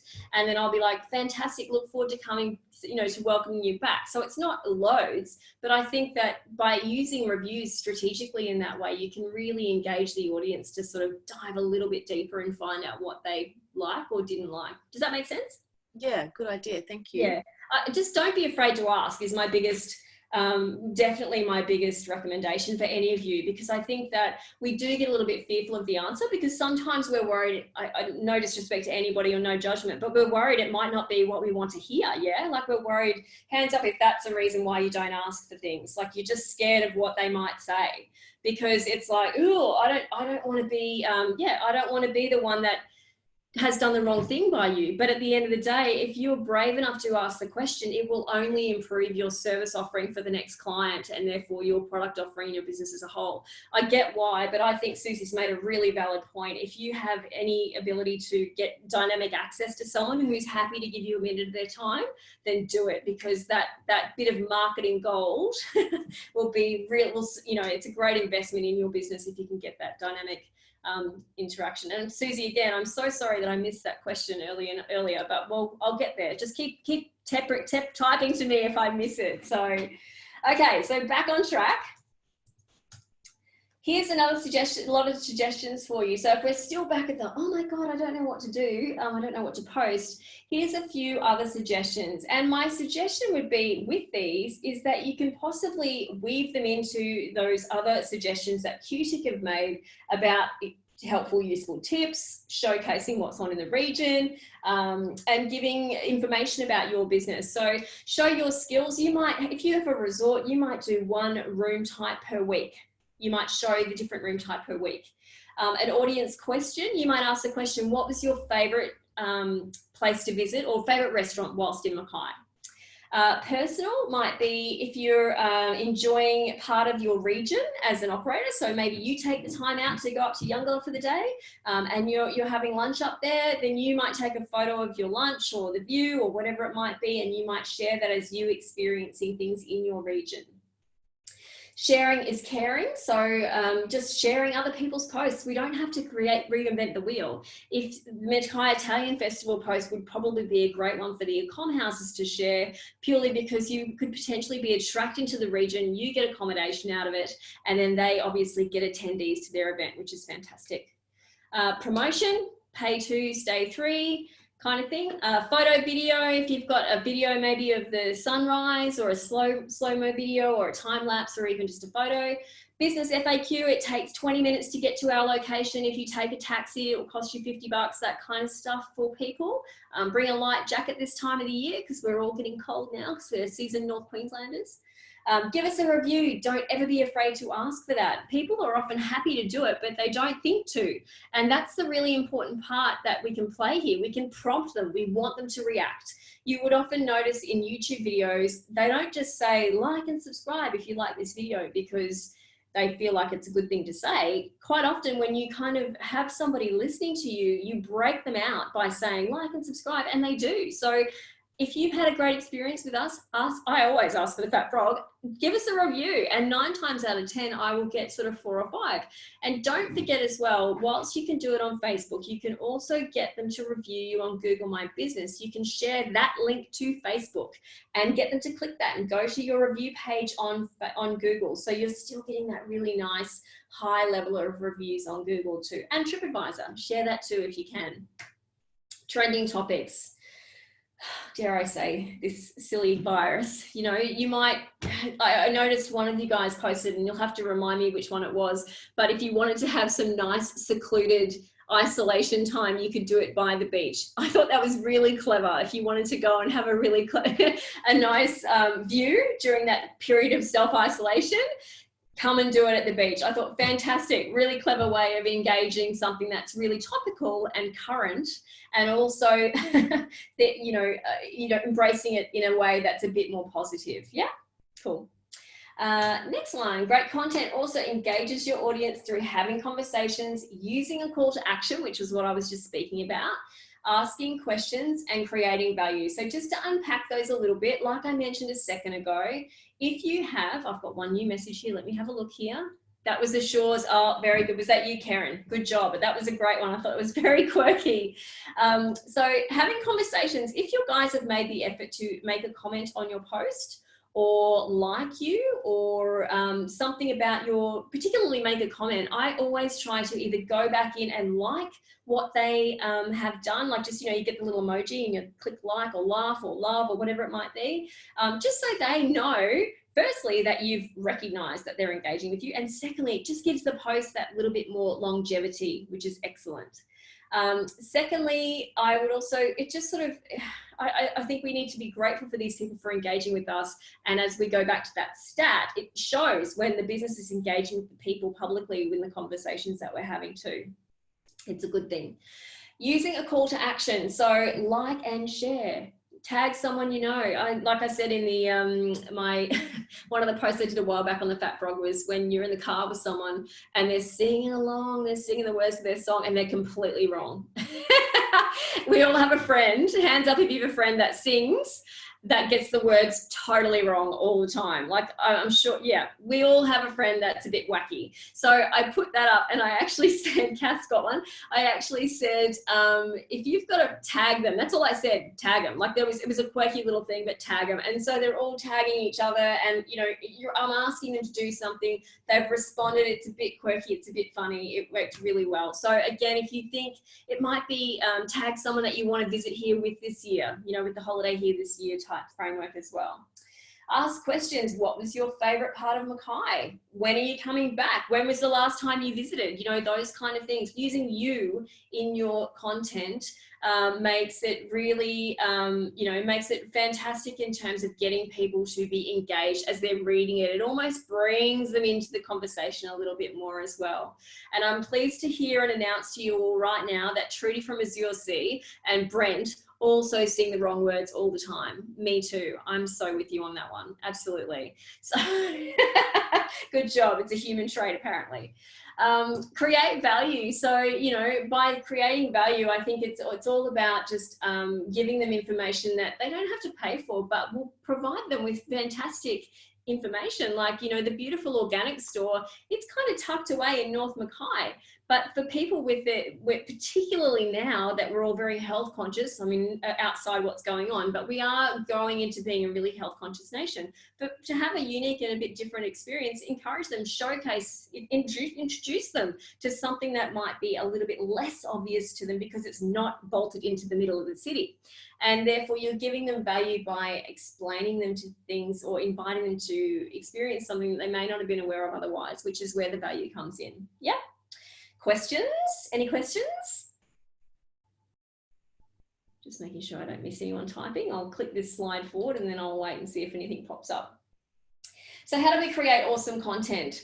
Well, once you've taken the thinking out of what you're going to post, because we have a content plan, right? We've got all those options that we've just done, and we're doing 4 a week, remember? So we might do one that's like about your business. It might be something shared what's on in the region. It might be something about, did you know that we have the most platypus in Australia, whatever that might be, and a fluffy one, like a bit of a funny one, you know, don't forget, it's a social link, it's a party, it's a cocktail party online. So we want to engage people as well and make sure that they're enjoying and smiling, having emotive responses whilst they're, you know, reviewing and embracing Facebook.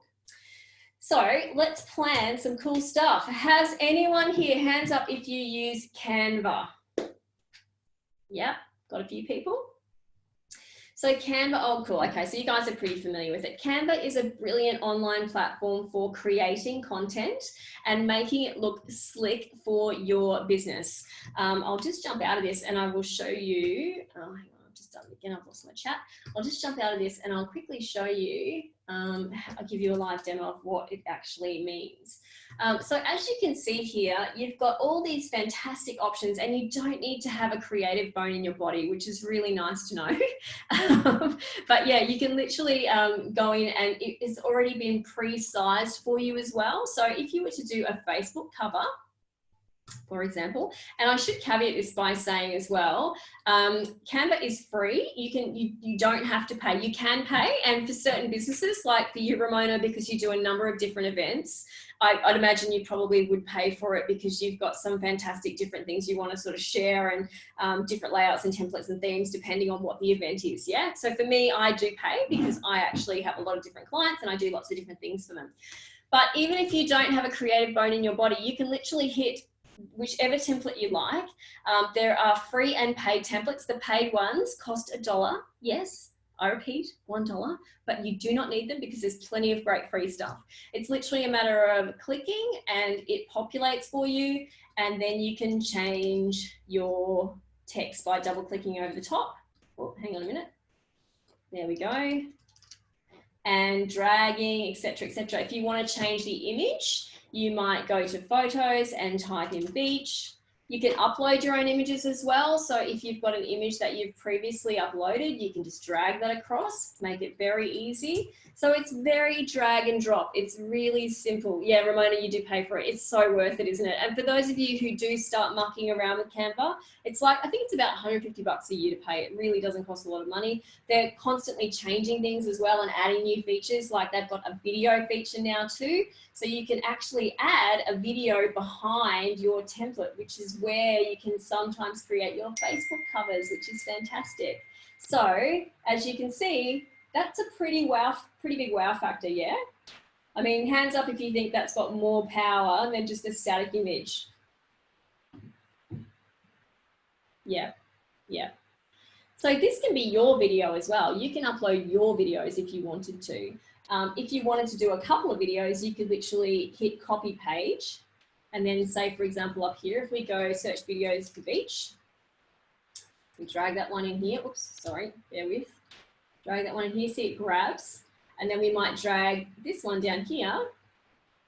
So if as you can see, whatever I'm over is playing, but if I was to publish this, it would run through this video and then run through that video. That's quite a lovely background cover for your Facebook page. So there's a few little things, tips and tricks you can find there. At the moment, I think if you are, they're Australian, yeah, and she's a young girl too. She's actually doing a lot of preemptive stuff with the COVID-19 virus. I saw a big article on it yesterday, so she's a pretty cool chick. So yeah, so basically, if you're interested in Canva, at the moment, if you sign up for free, you do get this video functionality, which is included. I have to be honest, I don't know how long that's going to be there for because I think they'll make it a premium feature, but have a fiddle around with it. I do have a whole other webinar on Canva, so if you're interested to do that, then let me know because that's a bit about exploring and making the most of it for your business as well. It's a fantastic tool and I absolutely love it, as does Ramona. I think she's a thumbs up on that one. She's definitely loves it as well. As you can see in your slides, just to reiterate, you've got great templates, drag and drop. And then you've got, they providing the inspiration for you in the right size and settings for wherever you're planning to put it. So it can be Instagram, it can be Facebook, it can be a cover, it can be an event cover. There's so many different functions that you can use it for. So here's an interesting fact for you, storytelling. Now, quite often I'd ask people, if I ask people a question versus if I ask them to type me say a blog post, it's always a bit of a bugbear. They go, oh, blog post, too hard. And the gentleman I spoke with this morning is exactly that guy. If you can type faster than you can talk, talk faster than you can type, I can talk pretty fast, but I can still type faster than I can talk. Then with the app Evernote, you can actually put it in your phone, like it's an app you can download for free on your phone, and I'll show you. You can actually record, it will type for you. So you speak into your phone. I'm sure some of you have used voice to text before. It's the same concept. So consider asking yourself a question, answering the question into Evernote, and it just comes out as you are speaking to it in your phone.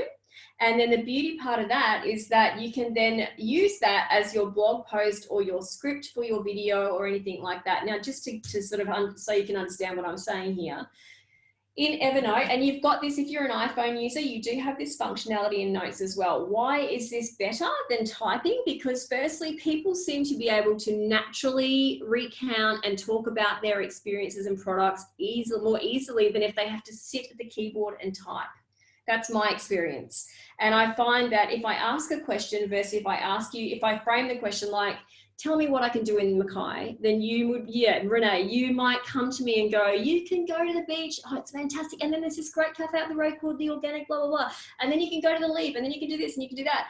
They can't, like, it's just da, da, da. But if I have to ask you to craft that in an email, it's like, oh my gosh, I can't, you know, I don't even know where to start. And you know why? Part of the problem is that we are so busy editing as we go, we don't get anywhere because you're like, oh, that doesn't sound right, that's crap. And you just delete it and you start again, you get frustrated, right? So if you're getting stuck for content and stuck for how to, you know, create a blog post or create a post about your business or a review about your motel or whatever it might be, I really suggest you have a crack at doing it this way, because I find it really useful for me when I'm trying to get information out of my clients to promote things for them, as well as for them when they're trying to reiterate things through their post. Does everyone understand what I'm trying to say here? Like how this works? Just give me a hands up if you're on the same page, if it makes sense. Does anyone have a question about it? Remembering too, the reason I would say that we go down this track is because you can use this content then for more than just Facebook, right? So we can use this for Facebook. We can use this for Google My Business. We can use this for your website. Now, my suggestion to you, and I don't know that I have written this in the presentation, so write this number down, 12. 12. 12, because if you can come up with 12 questions around your product, pre-purchase, and then maybe during the experience that people generally ask you, and quite often there's usually a set of questions you get asked. Is that fair? Hands up who gets asked the similar questions during the buying phase. Yep. Yep, and it might be cost associated, it might be payment associated, but it might be what you can do for me associated, it might be logistic associated, it might be how far's the airport, whatever it is. So you make that list of 12 questions, yeah? So, and then you use this feature to answer those questions as a starting point to your content. Now, if you use one of those posts per week as an information post on your Facebook page about your business, you've got 3 months worth of content straight up. Then you might also use them once every second week on Google, 6 months worth of content straight up. Then you've got 1 blog post a month, 12 months for your website straight up. You can repurpose that content. Now, the next step to this, if you like, I might like Azure's page today, but in 3 weeks or maybe in a month, Ramona might like it as well. So we will have seen different things. So the questions are still valuable to the customer. I'm probably going to be asking the same questions. Ramona will probably be asking the same questions that I'm asking in 3 or 4 weeks. So it's okay to repost stuff, because as it rolls through in 3 months' time, if I'm honest, I probably have come away from the page a little bit, but there'll be new people to see this information. So does that make sense, guys? Hands up if that makes sense to you, to create an evergreen content library that you can continually use. Yeah? Because what that's going to do is it's actually going to help your customers, again, get to know, like, and trust you. You're answering questions before they've even asked you what they are, like before they've had to verbalize them or email you or message you. So the fact that you show that you understand your customer that well, that you're preempting what they're going to say and you're answering them before they've even asked you what the question is, how good is that? Like, I think as a customer, for me, I'm like, I love that, because you know what I want. You know what service I need. You know what my problem is. Marie's hands up. You know what my problem is, and you know, you're answering it. You're giving me the information. So it's super valuable. So don't think that it's one post only and that's it. You can certainly use that one post in various places and just reschedule it through. Another little tip I'd give you is, I'll just type it in the chat box, is Publer.com. So Publer.com is an online platform that allows you to, are you ready? Schedule posts to Google My Business. Yes, schedule posts to Google My Business. Why is this important? Because Google is Google. If you've made the effort to schedule some posts to Facebook, as I expect you will do after today, my thing is with probably a bit like Instagram, and there's a couple of great apps out there like Tailwind that help you do that now, but there was nowhere I could find that I could schedule posts to Google My Business. And I think it's valuable because for Google, not to go off track from Facebook, but with Google My Business, we're talking directly to Google and we're telling them about us. And we are using, we should be, search terms that people are trying to search for to find us. And what do you think is the result of you doing and using that as a part of your marketing strategy? You will get found more on Google when people are searching. Karen Beck raised her hand. Hang on, where are you, Karen? I'll see if I can find you. Do you have a question? Where are you? Oh, there she is. Rightio, you're on, Karen. Tell us your question, beautiful lady. Oh, I don't know if I can hear you. Can you hear me?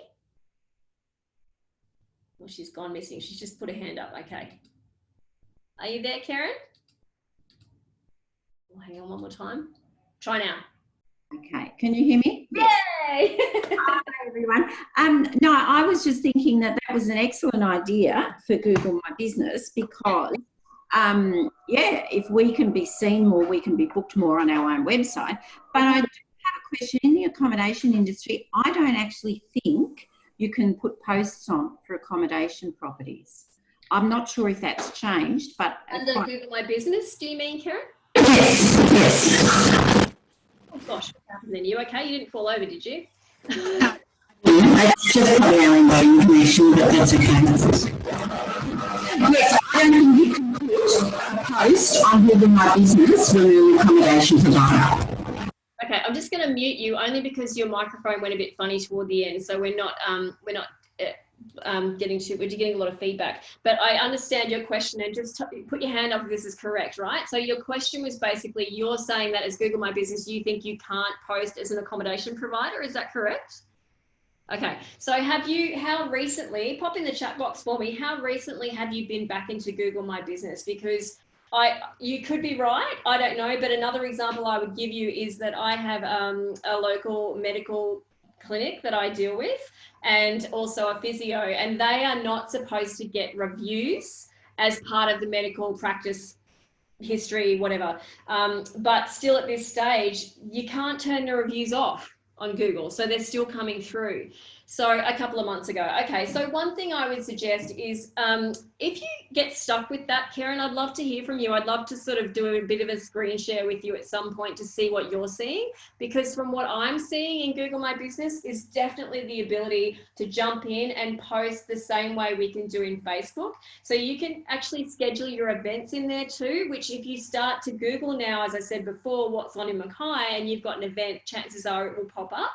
And my recommendation to my customers at the moment, and certainly for the last few months, has been, if you're going to take the time to schedule posts to Facebook, do yourself a favor and try to schedule one post to Google My Business as well. When you're in there, I'm not sure how familiar you are with it, but you will get shown by Google when you're sort of a competitor or a like business as last posted.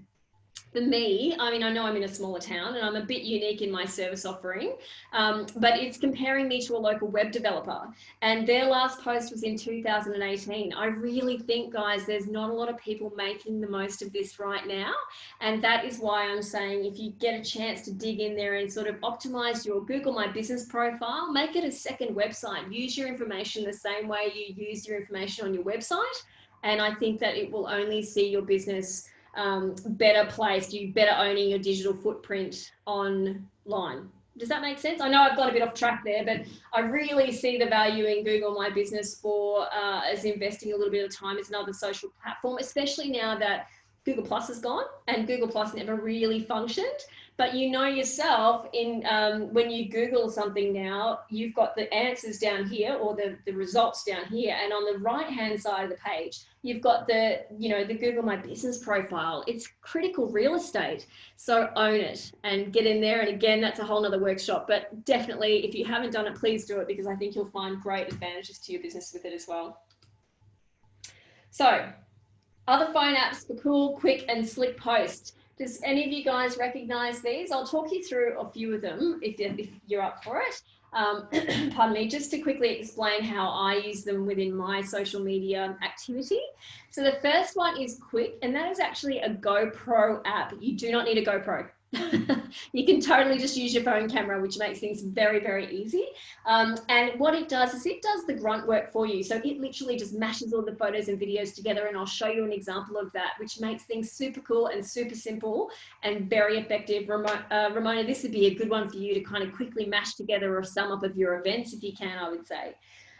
Boomerang is one that is, I don't know if you've ever seen those images of them on Facebook or Instagram, where they're just sort of like, they just repeat. How's my boomerang? Is it going okay?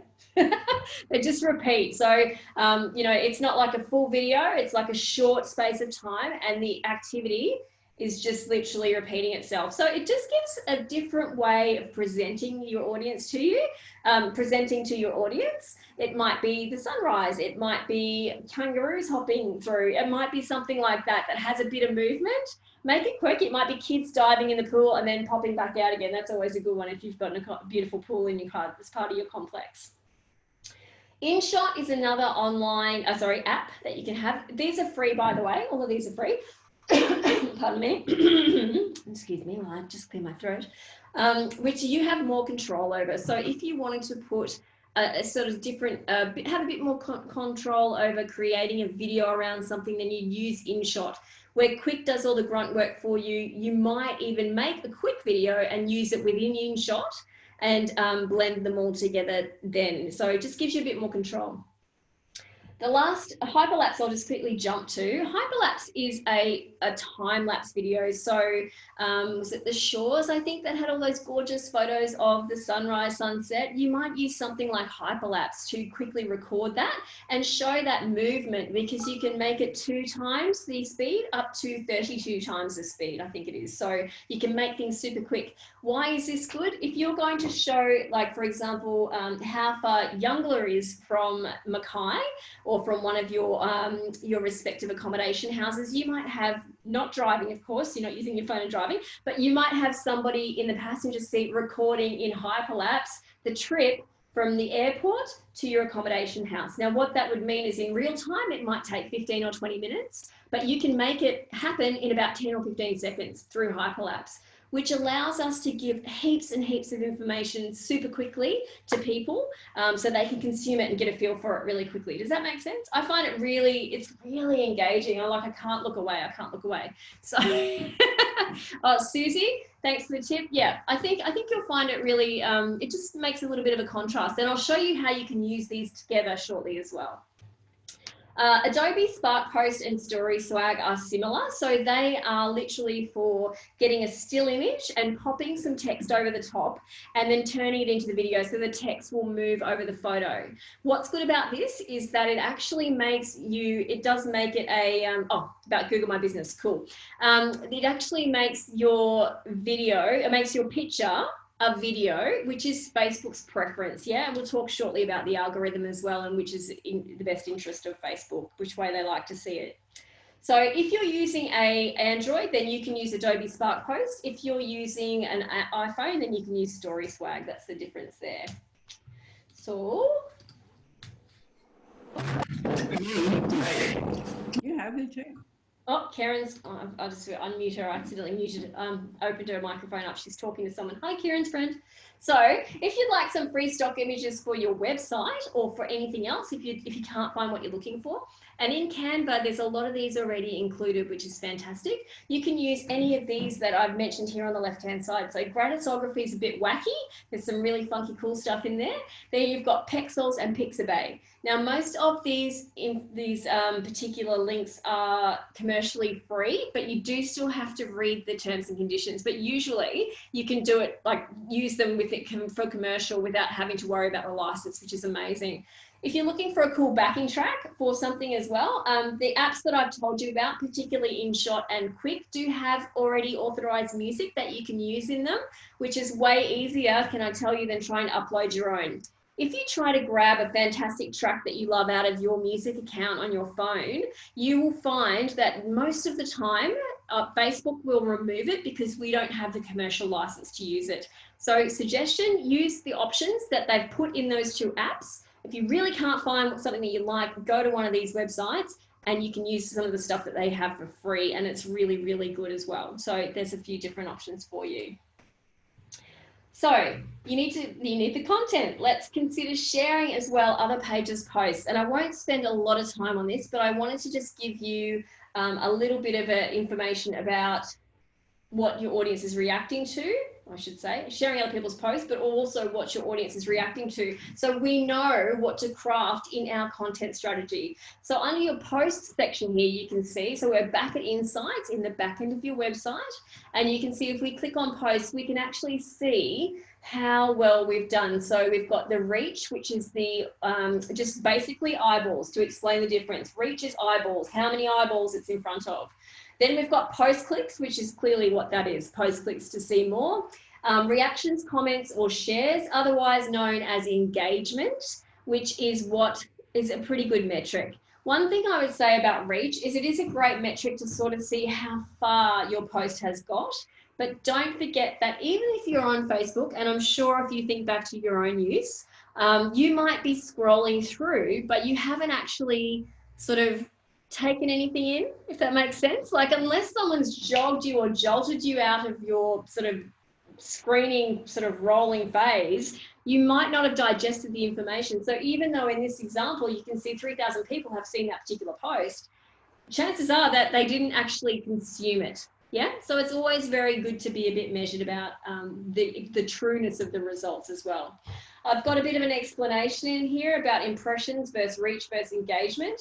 For me, engagement is kind of the critical one because I can actually see what's striking a chord with my customers. And as I mentioned before, my wine posts, or I put a post up on Facebook for the Fat Frog, which was, I can just show you, you won't believe this actually, clearly resonated with our audience about be smart, be like Bob. I don't know if you've seen it or not. I put it up on Friday evening and it's got an incredible amount of reach, but also engagement, because obviously it really spoke to people who were sort of could resonate with it. So that's it there. But if I just scroll down, here we go.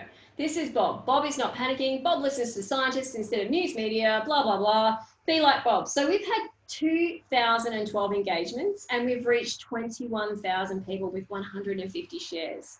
Now, I know, as I've just said to you, that the number of people reached is very different to the engagements, but the fact that we've had 150 shares and that's been shared from our page takes our brand with it. That's great. Take our brand with it. People see the brand, they see where the post has come from. That's good. So if you do something that's really resonated with your audience, they're the results that you will get. And they are the reasons why they work well together. Is everyone cool with that? Does anyone have any questions about that? Just making sure. Can't see anything. I'm going to go with no just yet. Oh, I have a question about sharing from other pages. Susie, hang on, I'm turning you on. Radio, talk to me. Oh, hang on, wait, sorry. Why can't I unmute you? Type. Oh, here we go. Oh. There we go. Sorry. How are you? Right. Sorry, I'm typing madly when you say, is there any questions, but I never get it quite out in time. I'm sorry. Put your hand up if there is, and I'll quickly jump in. That's easy. Okay. I just wanted to ask you a quick question about sharing pages from other pages, because I've read before about sharing from other pages, which takes the traffic off your page. What are your thoughts on that? Look, I think that if it's helpful, valuable information, then I think it's still wise to share it. It depends on what the post is too. Like, for example, in that, I'll just go back and show you that Fat Frog, an example, another one that I've shared from the Fat Frog, which was like this one here was a gift that I saw. And I didn't share it because I wanted it to be organic and native to my page. So very sneakily, I recorded it on my phone and then uploaded it as a video to Facebook. So Facebook's happy because it's, in our account natively. But then this one here, you can see I did share that, yeah? But if I hit play, sorry, there's a wine theme in my life, can you tell? If I hit play, it's still in my page. It's not taking me away. So I personally, Susie, feel that it's not that crippling, like it's not really directing traffic off your page. And if it's actually a situation where you're helping people anyway, like you're giving them useful information, I can't see it being a bad thing. That's my personal. I guess it depends what it is, doesn't it? Really? It is, for sure, exactly, 100%. Like you might share, just as an example, the Italian festivals page and say, book now. And yeah, of course that's going to take people off your page. But what it might do is take people off your page to see if they can see what it's all about, if they can come up. Your accommodation, they might then see if you've got availability for them, for that time. Yeah. So I'm not in accommodation, but that's okay. Yeah, well, just as an example though, yeah. So something like that. I mean, you Miss Jewelry, is that right? Am I right in saying that? Beg your pardon? You're the lady from the jewelry, is that right? No, from Organic and Natural Store.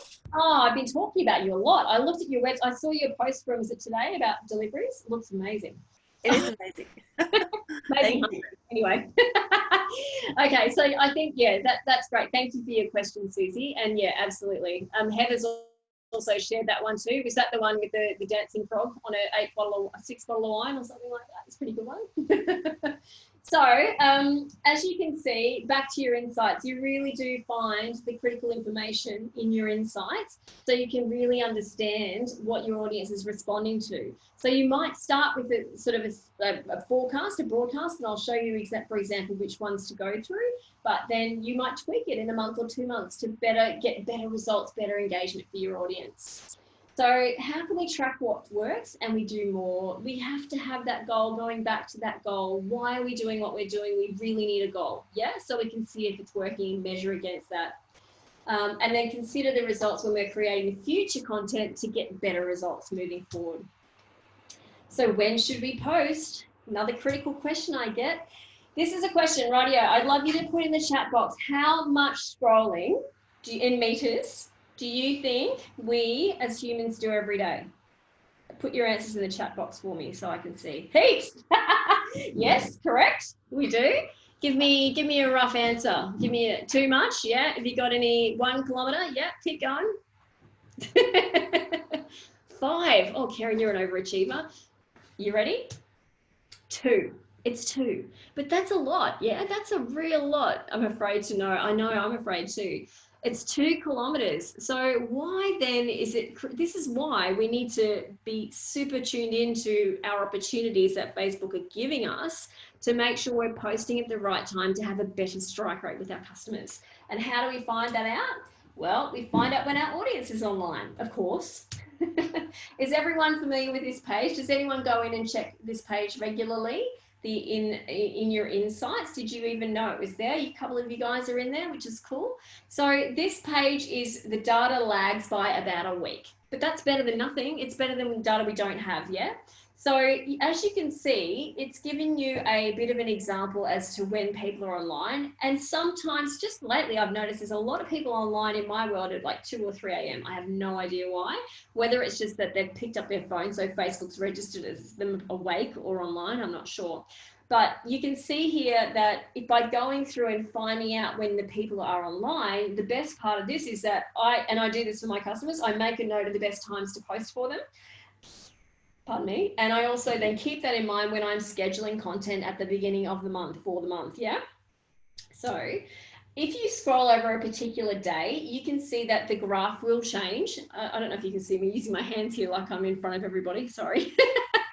But yeah, you can actually see the graph will change. So it will change depending on the day, and not dramatically. It will change sort of to follow that underlying, that sort of subcolor. But the point is there will be a little bit of variation with things like, as you can imagine, thank you, Susie. As you can imagine, you are, you know, the weekends is when you'd probably get more people online later, for example. But the next thing I would say as well is, after just as a rule of thumb, guys, I would be jumping in once a month and just grabbing these times, top 2 times. But if I could also add to that, use your brains, use common sense. If your target markets, and I know that it isn't, but if your target market is mums, then chances are that at 2:45 or 2:50 p.m. in the afternoon, they're waiting to pick their children up from school. What are they doing? They're passing the time.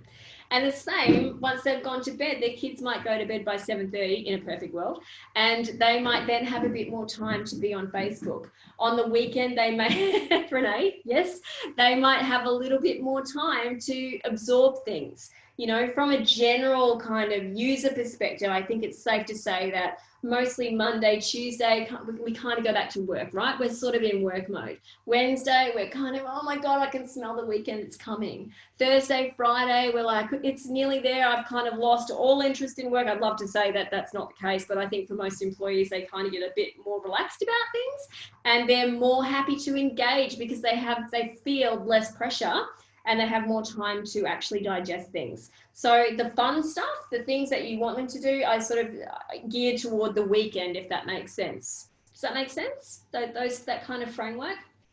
So yeah, use your brain. It certainly doesn't mean that you have to, you know, it's a bit trial and error as well, but it is certainly a bit of a wise. Think about your target market when they might be online. If you're advertising to minors for their downtime, they might have like either lunch or dinner. Like there's chances are they're going to have breakfast, lunch or dinner. So maybe those are the times that you might want to put a post up about a great opportunity for them to come and stay with you, because they've got a chance to actually read it when they're on their phones in their break.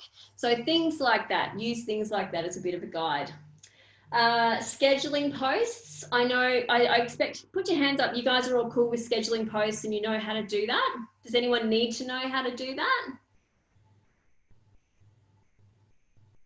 Yeah, no, you're okay. So there's a couple of things we can do here with this. I'll just quickly chat. This has changed a little bit in the recent couple of months. So you used to have the drop down directly at the bottom of where you put your, you know, the actual information in your post. So in this section, but now it's under more and publishing tools. And I think the reason is because Facebook's driving you to this back end section where there's more features and functionality. I don't schedule posts yet. Oh, Kerry, bless you. So will. I'm going to show you how to do it now anyway. So literally in publishing tools, and once you're in there, you can then schedule the post for the time and date that you want. One thing I've noticed lately, as you can see here, Kerry, this is what you're going to be looking at. So in the back end, you've got, so now we've clicked more than publishing tools, or it's publishing tools, which will be up the top in the menu, schedule posts, and then you've got, yes, in some accounts, it's in Creator Studio. Exactly. It's kind of tucked in. So if you can't see it, then let me know and we can dig around and find it for you. But mostly it's under publishing tools. Then you've got create, and then you can literally create your post and schedule it to when you would like. One thing I've noticed lately is that it's now trying to tell you when it thinks you should post, it being Facebook. And I wouldn't say don't do that. I'd say if it's saying to you that that's when it's suggesting the best time for you to post is then, I would be trying it and just seeing how it goes. Like, see if you get better reach, better engagement based on Facebook's recommendation. Remembering it has shareholders, so it actually does, you know, have a reason to do this. I find it easy to start this in drafts. I never accidentally post when I don't want to. That's also a very good tip, Renee, because I have also accidentally posted a couple of times when you think you're scheduling it and it's gone through for some reason, and it's like, crisis, quick, go back, delete off the page, all that kind of stuff. So it's a bit of a pain. Sherry, that would be a yes for my clients. Yeah, it's easy to start. Yeah, exactly. So yeah, so it is, it's interesting. It's interesting that it's starting to unfold these features to help us as marketers get better results, which is great. So how do we post to get the best organic reach? We post when people are online, so thinking about when they're online, and we'd also consider the Facebook algorithm. Now, this has sort of been pretty consistent for about a year, so it could change any day now. As you know, they change the goalpost pretty quickly. But stories and live get really great reach, because if you do a live story, as we talked about before, it's reposted and it would say Talita is live, or Talita was live, I should say. So it gets a bit of further share, that format. Stories being up the top, as I said as well, you're in their face all the time, which is brilliant. And don't think being in their face means you have to be in the camera. Your story can be you with the camera pointing that way, taking a video of someone else somewhere else. Video, so if you're not ready to go down the live or story track, don't stress, just do a video. And by video, I mean you can also create a funky video in, as I said to you before, Story Swag or Adobe Spark Post. They're both very simple apps to use, and they give you the ability to create your headline in a sort of a video content. If you are just going to post something like travel delays to Mackay because of weather, or weather delays travel, or something you want your audience to know about, don't just type it, create it in Adobe Spark Post or Story Swag if you have an iPhone, because then it becomes a video. Then Facebook is happy and it will share your post more. Does that make sense, guys? It'll get you more organic posts. Hands up if that makes sense to everybody. Yep, cool. So then you've got your third, which is sharing a static image, and your fourth, which is just sharing a link and text. And my recommendation to my clients is, whatever you are posting, think, how can I make this a video? So if it's just a statement, as I just said to you, do your best to change it and make it into a video if you can, through an app like Story Swag or Adobe Spark Post, or as Ramona knows, you can do it in Canva too. You can literally do an MP4 in Canva and create a moving post as well if you pay that small fee every year. So Okay, so as I said, whenever possible, think, how can I make this post a video? It will grab more attention. Think about how you respond when you just see text, unless it really resonates with you, versus when you see an image. 9 times out of 10, you'll be far better, good English, you will engage more quickly if you see an image that creates that emotive reaction in you, which we talked about before. Who's scared of Facebook Live? Hands up, come on, be honest, people. It's not as terrifying as we all think. Bless you for being so honest. Thank you very much. And I get why. I think part of it is, in saying that, I'm going to lower all hands and say, who has never done a Facebook Live? And this is no judgment. If you've never done one before, pop your hand up. Yeah, so there's quite a few of you.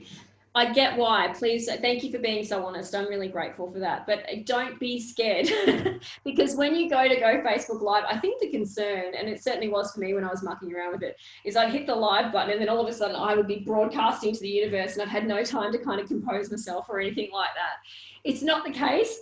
Pardon me. It actually does give you a few minutes a few seconds to compose yourself. It allows you to go to the next screen and see what you're going to look like in the frame, as well as if you want to add, there's some fantastic fun filters and stuff that you can pop over yourself as well. If you don't feel like doing your makeup that day, you can pop a hat on, pop glasses on, pop a crown on, whatever you like.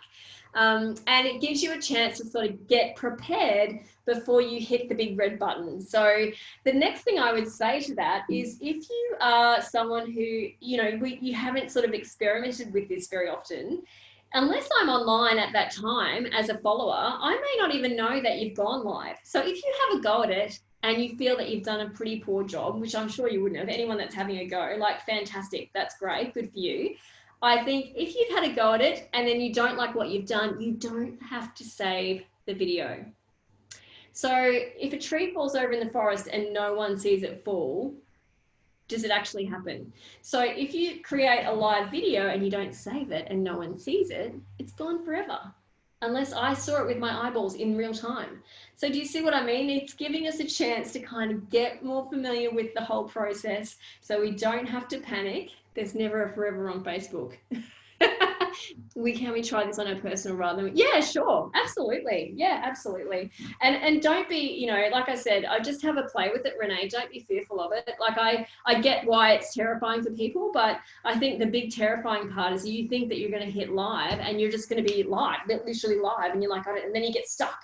So you do need to go in with a bit of a plan in your mind. But as you can see by my next slide, it engages people 3 times more than just a normal video. And why do you think that is?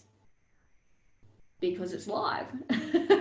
So people are actually waiting to see what the next thing is. Yeah, you're waiting to see, and that's why we're getting these notifications. Scott Morrison's live down in there, blah, blah, blah. Like, we're all getting told whenever they're talking about things that are in their live. So have a play with it. And certainly, as Renee mentioned, just you can limit your audience to yourself or a friend too. You can, absolutely. But don't be scared, because it depends on how many people are online when you're doing it. If you're really that paranoid, go and find the time that the least people are online based on your insights and start there. So you probably won't have the big audience in the ether watching you. But again, if you make an error, even if you just started and you make a mistake, start again, because chances are nobody will tune in for the first few seconds until you do it anyway. Renee's made a really great point, as you can see there. Pass it on to the daughters to do. Anyone's got a digital kid, totally make the most of that person. They're built with a chip in them. They love that stuff. So yeah, don't be too scared of Facebook Live. If you're not sure about what you're saying or you're getting sticky, just go back to video. Don't stress. Video will still get you great reach. And this is one app that I've used before in terms of actually trying to get the words out in the right order in case I get a bit stuck. So where we talked before about doing your Facebook Live, you can't see everyone's comments. Okay, no, that's okay. That's all good. I will keep reiterating it to everyone then in that case. So if you can see, there's the app that I've got on the screen, and there are others as well. Basically, talking before about Evernote, when you had the ability to create the blog post or the post, bearing in mind too, when you do that, it'll come out in a block, so you're going to need to grammarize it and make it better. You could then use that as your script to talk through your product. So if you're doing a room review or a particular service review and you've got that, then you might want to use that when you're taking your video and do a voiceover or something. This is where the teleprompter app is fantastic, because it will come up over the top of the video and you can make it faster or slower depending on what you your level of speed of talking. For me, slow down. I know I talk too fast. So you can actually use it to your ability, so you don't have to panic if you if you get a bit stuck. Susie's got a question.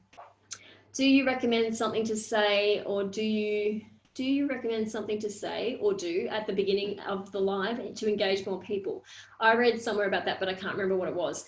So, for example, one of my live events, which I found really, I think is very clever and quirky. I follow a tack shed over in England, and they, on the weekends, they have their Friday night, my Saturday morning, they have auctions via live on Facebook. Now, she puts up a post earlier and she says at 7:15 we're going to be talking saddlecloths, 7:30 we're going to be doing saddle pads, and we're going to do bridles at 7:45. So she gives you a rough time if you don't want to be online during the whole thing. But what she does is she actually sits in front of her computer. There's nothing glamorous about it. There's no Hollywood production here. She sits in front of her computer and she lifts up whatever the item is and she shows you. This is a bridle, it's leather, it's got rose gold, whatever, blah, blah, blah. It retails for 34 euros. Today, we're going to sell it for 20 euros, whatever it is. And then the people can respond to her into the chat box if they want to buy. She says, just put your notes down in the comments if you want to purchase one, and we'll finalize it afterwards. She gets in touch with them, whatever. In that case, Susie, she also says, if you know anyone who might be interested in joining our auction, tag them. Cool. So if you know someone else who's interested in the topic, tag them so that they can actually watch and be a part of that as well. For the shores, you might live stream a sunset or a sunrise. Who's to say that you couldn't do that? Especially with this period of upcoming social isolation, people are going to want to see those, explore things where they can't get to them themselves. So that might be quite a good idea to do as well. So same as the post, comments and likes create more engagement. Yeah, for sure, 100%. So again, tell people what you want them to do. That's all about the call to action. If you have a question, pop it in the comments below. If you know someone this might benefit, feel free to tag them. That kind of give them a little bit of direction as to where you think they should go with it, what they should do with it. If you like this video, click us a like. If it's a YouTube thing, like and subscribe to our channel, whatever it might be. So yeah, absolutely. Yeah. I think that's definitely, you have to do it. Susie's just said, awesome, great tips. I've got to do it. Yes, that's the next thing, the implementation. That's the next thing, Susie. You'll get there. Don't worry. Okay, so practice makes perfect. You don't have to, or progress. Doesn't have to be perfect. Don't think for a minute that you aren't doing a Hollywood blockbuster. You don't even need to go to that level. Just do something. People will relate to you because you're a human, and that will get you a long way as well when it comes to social videos. Now, it's okay. I think we talked about this, and I can't quite remember with, was it you, Suze? I think we talked about sharing other people's content. So you can be sure to tag them in your post just so they can see that you're sharing their content. As you can see with that little frog post I put up before, their page came through. So it was really clear that I wasn't just, grabbing it and sending it. That other little rabbit thing was a different GIF. It wasn't nowhere near I wanted them to know, for example, the frog people, that I shared that post through, yeah. The Bob post had a watermark on it, so I didn't feel too bad about sharing that one organically. So I've uploaded that still image. But I think generally, if you make note or you let the people know through a tag that you've shared their post, I think by doing that, what you're actually doing is showing them that you've shared it. And if they have an issue, they will tell you to take it down. But I don't know about you, if someone shares my post, I'm kind of like, oh, cool, someone shared my post. So I kind of take that tack and that sort of thought process around when people share versus are they going to be upset if I share? So, and yeah, absolutely, Cass mentioned, same goes with using other people's images, particularly if you're going from Insta to Facebook. Quite often if I'm doing that, particularly for the helicopter company, I will screen grab the Insta image, but with their name at the top. So it's super clear that I'm not trying to pinch it. I'm happy to say I did not do this myself. I just wanted to share it with the world, you know? So I think that's exactly right, as Cass just mentioned to me, that you do need to be very honest about where you're getting your content from, but that doesn't mean you don't want to share it. It's social. That's what it's all about. So if you wanted to share it to a page, you can do it two ways. You can share immediately, which if you hit share to a page, that's what you'll do. But does anyone do you guys know how to schedule a shared post? Has anyone done that before? Put your hand up if you have done that before. No? Okay. Okay.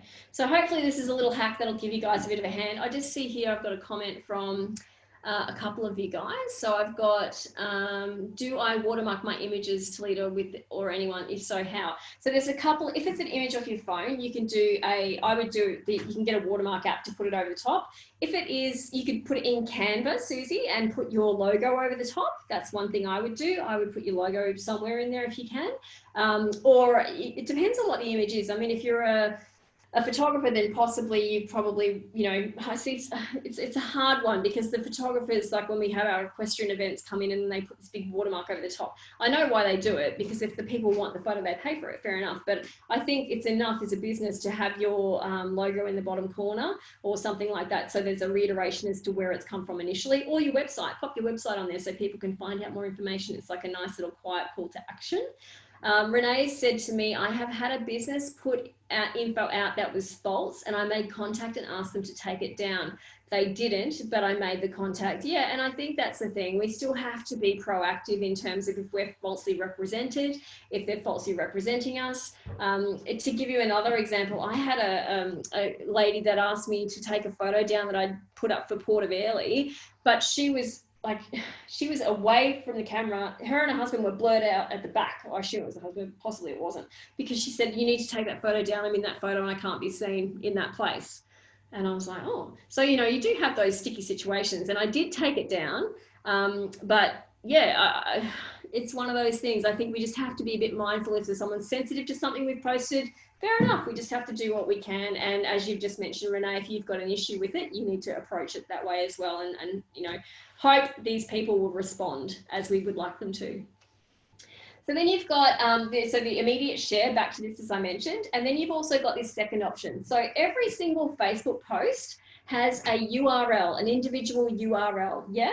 So you've actually got the ability to grab this URL, so website address, and click the time of the post to post the unique URL. So I'll just quickly show you how to do this in real time. I'll just go and find my feed. Let's see what's in there, goodness only knows. Don't judge me, people. There's Ashley, see, and Healthy Haven. Those guys are up the top all the time. So, okay, so I don't want to necessarily share this post. Oh, here we go. This is a beautiful one. The Kimberley Speak. Right, so ABC Australia has shared this post. Now, I could share it here and I could share it to my page. But if I do it this way, it has to be done immediately. I don't want to share it now. I want to share it tonight. So the other way I'm going to do that is if I click the time here, and as you can see, as soon as I scroll up there, I can see Thursday, March 19, blah, blah, blah, blah, blah. Every single post has a time reference, and that is its website address. So if I click this, it will open it up in its own page, right? And then if I grab this web address, this big, ugly web address, it's awful, I know, but if I hit Control-C or right-click and copy, then it's a bit of a roundabout way, but it allows you to do it and post things when you want them to show, not necessarily immediately or having to remember to go back and do it. So up to more to publishing tools, hitting create, and then you type in blah, blah, technical stuff. Then Control-V, so the post is there. Now we can't see the post yet. So if I hit these three little spots here, I can see the post now. Look at me go. And then what I can do is once it's populated like that, I can get rid of all this disgusting text and make it nice and clean. So there you go. If I scroll down, I can then hit share now or schedule, backdate, draft, whichever one I want. So that is the way. If you do find something that you like, that you want to post at a time that resonates more with your audience, which might be in the evening, or as I said, with mums, it might be at sort of 2:45 in the afternoon. This is the way to do it. So just hands up. Does everyone get that? Does everyone understand why we do it, or why it's a good way to go? Yeah. Yeah. So just another way to kind of a little bit of a workaround so we can actually post when we want to. What is backdate useful for? Look, I think it's if you, I hate to say it, but if you've missed a post or you should have put something up maybe. I guess too, if you've had a period of sort of a sabbatical where you haven't been posting for say, I don't know, 3 months, 2 years, whatever, you can literally go back in and backdate a post per month. So it makes you look like you're alive. So if you went to a Facebook page and you didn't see any activity for the last, say, 6 months to a year, what would you assume happened? Hands up if you assume that business is closed. Yeah, of course you would, because they're not being active. You just assume they're not even there anymore. So my point with that is that if you were to, maybe you have had a period where you haven't been able to be kind of proactive on Facebook, life happens, totally get that. So if you haven't had the chance to be super proactive, maybe you might want to go in and just do 1 post a month. Even if you go back and you have a look at some businesses that might have, say, for example, we find a page and their last post was in February. I'm like, oh, that's a while ago. But then you look back and the second to last post was January, and then before that, December. You quickly realize they're posting once a month. Cool, they're fine, they're alive, they're cool. So if you are wanting to backdate, you might just decide to do 1 a month for the months that you've missed, just so that people, for consistency, if they do go scroll through, they can see that you've still been there. And that's really where I think the backdate function would happen for me. Now, hang on, let me have a look here. I've got some. Can you left click the image and copy the URL and do the same thing in schedule? Sorry, right click. So if you wanted to download the image and save, so this is Renee's asked this question, can you left click on the image and copy the URL and do the same thing in schedule? Not from the image, you do need to copy the actual, sorry, I see what you're saying, the image URL. Yeah, you could probably do that. But again, when it comes to that sharing, Renee, just so it comes through from that page. That's why I tend to share it from the URL at the top, the actual Facebook URL. That's just my sort of way that I do it. See your partner? She's like, no, just slack like me. Susie's asked, do backdated posts create engagement now? You don't have to, oh, no, that's okay. Look, I don't think it would create engagement. I think the value in the backdated posts, Susie, would be just to kind of show that people would be, that you've been alive. Like if you have had that ability, if you've had, unfortunately, those circumstances where it's prevented you from posting and you wanted to go and fill in those gaps, I don't think you'd get heaps of engagement about it, but yeah, that's sort of how I see that working. I think I kind of work in the forward section, and I do think it's a good feature, but I think, yeah, don't get too hung up on that as part of your strategy overall. So, yeah. So you've got that information in here as well in your slides as to how to do that. Should you auto repost from Instagram? I know we're running over time, guys, so I apologize, but again, this is being recorded, so I can always send it to you if you do have to pop off. Should you auto repost from Instagram? So there's a couple of things I'd like to consider here. One is that the markets are different in my head. Like usually your market that's living on Facebook, your target market, are super different to the ones on Instagram. So your language might be a little bit different between the posts. Secondly, hashtags can look a bit messy on Facebook. So if you're going to do that, my suggestion is maybe put your hashtags in the first comment versus actually in the actual first comment caption itself. I'll just give you another name of another Tailwind app. There you go. That's another app that you can use if you're a big Instagram user, and it also has Facebook pages auto scheduling as well, or scheduling as well. And that one allows you to save your captions. It allows you to save your hashtags. It actually says, do you want to put the hashtags go underneath in the first comment, etc. So it does make life a bit easier. How does that go with sharing from Insta? Hang on, Kath, I'm just going to unmute you because I'm not sure I'm 100% about what you mean. Bear with while I just get Kath. Okay. Where are you, Kath? I've lost you.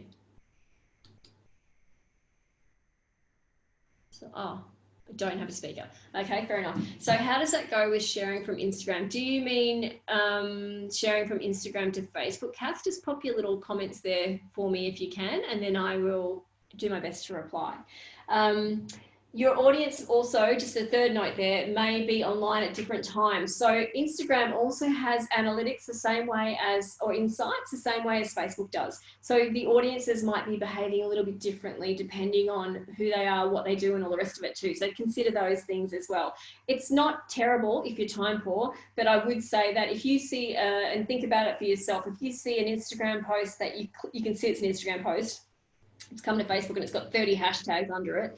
It's like, wow, that's a lot of hashtags. So, so there's that sort of thought process there too. Just be aware of that. Suggestions to lessen the workload, schedule time for success. My biggest piece of advice I could give you today is just block out a couple of hours at the end of every month to sort of map out and create your, sorry, I'm laughing. Brent's just told me that he was getting a coffee. So I would absolutely recommend you map out a couple of hours at the end of every month before the following month kicks in, so you can schedule your posts so you're not stressed and you've got your base 16 posts to roll through. Then anything over and above that, fantastic. If you wanted to then add to that, you could dynamically, that's fine, but you know, you can rest assured you've got posts ready to come through. Now, I've just got Kath back. So she said, as in, do you post in Instagram with hashtags and sharing? Yes, so absolutely, if that is where your target market lives as well, Kath. So to give you a bit of an idea about my business, when I post on Instagram, I get really great engagement, better engagement than I get on my Facebook page. But when it comes to return on investment, I get more return on investment from Facebook. So I can also tell when people are engaging with my post, even, and this is where analytics and insights are so great, when they haven't actually clicked or sort of liked my post publicly. You can see when people have clicked and engaged with your post, even if they publicly haven't done it. So then you can take away that it's worked, right? So I do post on Instagram with hashtags and sharing, and I think you mean, and then share to Facebook.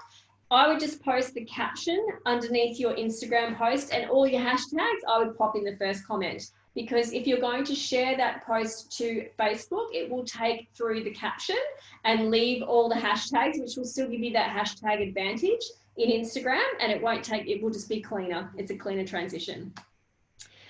Sorry, kid on phone, says Cherie, and Brent was getting a coffee. Okay, so we're back on track. We're nearly done, guys. Stay with me. So here's my suggestion if you needed a bit of a backbone to start with. Suggested post types per week. So you've got your business or a service post. So depending on what you do, Ramona, it might be the different types of events you do. For the lady from the shores, Kath, I think it's you're able to do a different type of accommodation every month. Share a review, ask for reviews, like do that often. You might do Google, then Facebook, then TripAdvisor, or wherever it is that you feature. Share an industry alliances post to sort of showcase what's happening perhaps in the region, or if it's helpful, useful information. FAQs about the region, how far it is to the Whitsundays. I'm just saying, no joking, but you know what I mean. And a funny if you have a relevant one, like the little frog doing the wine dance, something like that. You don't have to deliver it on the same day at the same time every week. You can indeed mix it up. So one week you might do Tuesday, Wednesday, Thursday, Saturday. The next week you might do Monday, Wednesday, Friday, Sunday. So as long as you're doing 4 posts a week in terms of the Best of Queensland Experience framework, you will tick the boxes and you will go through and do it that way, which will be fine. Anyone got any questions? Let me just check. Susie, is this workshop until 12 midday? It was actually scheduled until about 11:30, and usually when it's live, yeah, it's scheduled till about 12. So I'm hoping that you're all okay with me still chatting away here. Hands up if that works for everybody. I'm doing my best to get through it as quickly as I can without actually talking too quickly. Thank you all for doing that. That's great. Okay, cool. So we're all okay. Fantastic. And no, too, if you get stuck and you have to go, then thank you very much, Susie. She said the workshop's great. If you get stuck and you have to go, I'm recording. And Heather, don't worry if your phone rings, that's fine. All good. And you can always jump back in at some point and watch it down the track.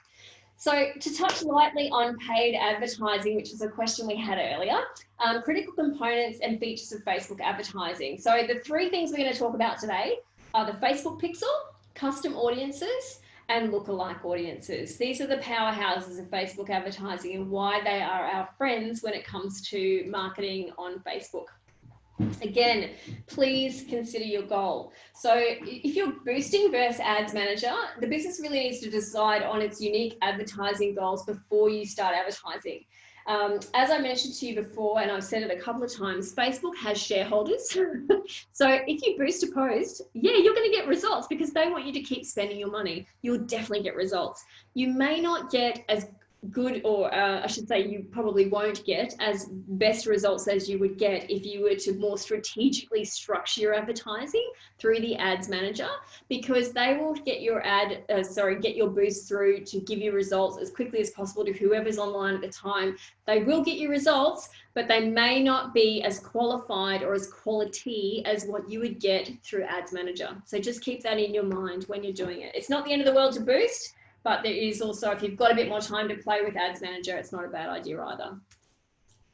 So just to give you a little bit of a framework around, does everybody advertise? Hands up, please. Everybody paid advertise on Facebook. How many of you actually engage in paid advertising on Facebook? There's quite a few of you. Okay, cool. And look, it's not something I think you need to do immediately. I think it's something that, you know, as you go through, you might have times where you want to sort of be promoted in certain ways for certain things. And in that case, you might promote those certain things. But let's just talk quickly about the framework. So we're talking ads manager now. So you have the objective, which can be brand awareness or reach. And here you've got what your business goals are. So whether you want to increase people's awareness of your business, or reach, to show your ad to as many people as possible in your target audience. Remembering, reach is not engagement. So I just want to make that clear. When I say reach, I'm talking about the fact that it will be in front of people, it will be in front of their eyeballs. Whether they actually take it in is a different story. So this is where the good part is that we might get 30,000 reach, but we get 1 click. What does that say to you? To me as a marketer, it says the message is wrong. Facebook's doing its job. It's getting it in front of all the people it's promised us to, but there's a hole in the system because no one's responding. We need to tune up our message. So that's what I would be thinking about if I'm doing a campaign based on awareness. Another objective is consideration, and these are the different types of consideration you can do. Messages is a good one if you want to inspire people to engage with you about your product. Engagement generally, like, you know, you want people to click, like, tag, that sort of stuff. So when you're actually mapping this out in Facebook, it will say to you that, for example, at Whitsundays, there are 20,000 people a day in the Whitsunday region on Facebook every single day. And if I say I'm going to plug in $10 a day, then it will say to me, for $10 a day, Talita, you can reach up to, might be between 3,500 people to 8,500 people a day. Now, that figure is a very big difference, because if you think about what we talked about before, on a Monday, we're all in work mode, right? We're not spending as much time on social media. But on a Friday, we're a bit freer and looser. So we might be checking about a bit more social media. So that number might swing from between 3,500 to 8,500 people every day. Does that make sense? Hands up if that part makes sense. Yep. Yep. So then the next step to this is that for the $10, I can make sure that you get in front of the people that are on that day. You'll possibly reach between 250 and 405 people a day for your $10 a day. So if you add $20 a day, it might be between 400 and 800 people a day. So that's how Facebook ads are structured. That's a very quick overview. And then the third step to that is that your engagement, it will give you an even finer number. It'll say, of those 200 people that you might reach a day, you can possibly get engagement out of between 35 and 75 of them. So it's really drilling down. It's really trying to give you the results we need by putting you in front of the people it thinks you want to be in front of. And that is the advantage of using Ads Manager versus using Facebook boosting. Now, does anyone have a question on that? I know that's a very big thing I've just sort of tried to explain quickly, but does anyone have any questions about that I could possibly answer straight up? Just waiting. It's a big one. Again, this is the sort of stuff we'll be covering in our workshop next week, so a webinar next week. So if you think about it, if you do want to join us, we'll be kind of getting into the nitty gritty. Ads manager, yes, Susie, that is correct. Whoops, are you telling me? I think you might have been typing that to someone else maybe. Anyway, look, yeah, so that's the basic difference, but we'll keep moving forward. Conversion, we actually want them to buy from us, right? So this is the next stage where we want them to book or to buy. Show products from your e-commerce store, that's probably not really what we're talking about. Conversions, we want them to go to the site. Yeah, we want them to go to the site and make a booking. That's the third part of it. And this will also be super relative to where they are in their customer journey. Are they in the booking, planning, dreaming phase? That's really relevant when it comes to actually mapping out our ad campaign, because we want to make sure we're targeting them with the right goal for where they are at in their buying process. Yeah? Look at this, like as if I would have known that slide was next. But yeah, you can see what I'm saying. So you need to be very cognizant of the goal you choose based on where they're at in their experience. Yeah, so you can't expect them to convert if they're in the dreaming stage. Yeah, makes sense. So bear that in mind as well. Okay, examples. Well, we've talked about that. The dreaming, this is just so that it gives you a bit of a breakdown as to how it fits. So awareness is sort of in the dreaming stage, consideration is in the planning stage, conversions are in the booking stage. They're the three goals against the different stages that people are in when it comes to booking their holidays. Now, the thing I'd also suggest is that you consider it takes 5 to 7 times for people to get familiar with your brand. So, you might do a campaign around awareness because they're starting to get familiar with you. Then you might do, they might have seen your ad a couple of times. And so then when you go down to the next track of consideration, planning, it might be, come in August, we've got stay 2, pay 3, free breakfast, whatever it might be. And then you stimulate them with the conversion. You're inviting them to convert. So it's very much a process. Susie, I know what Facebook Boost is, but I'm just wanting clarification on what Ads Manager is to make sure I was on the right track. So let me show you quickly, Susie.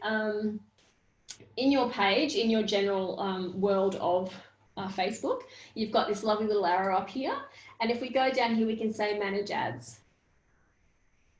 So just wait for that to go through here.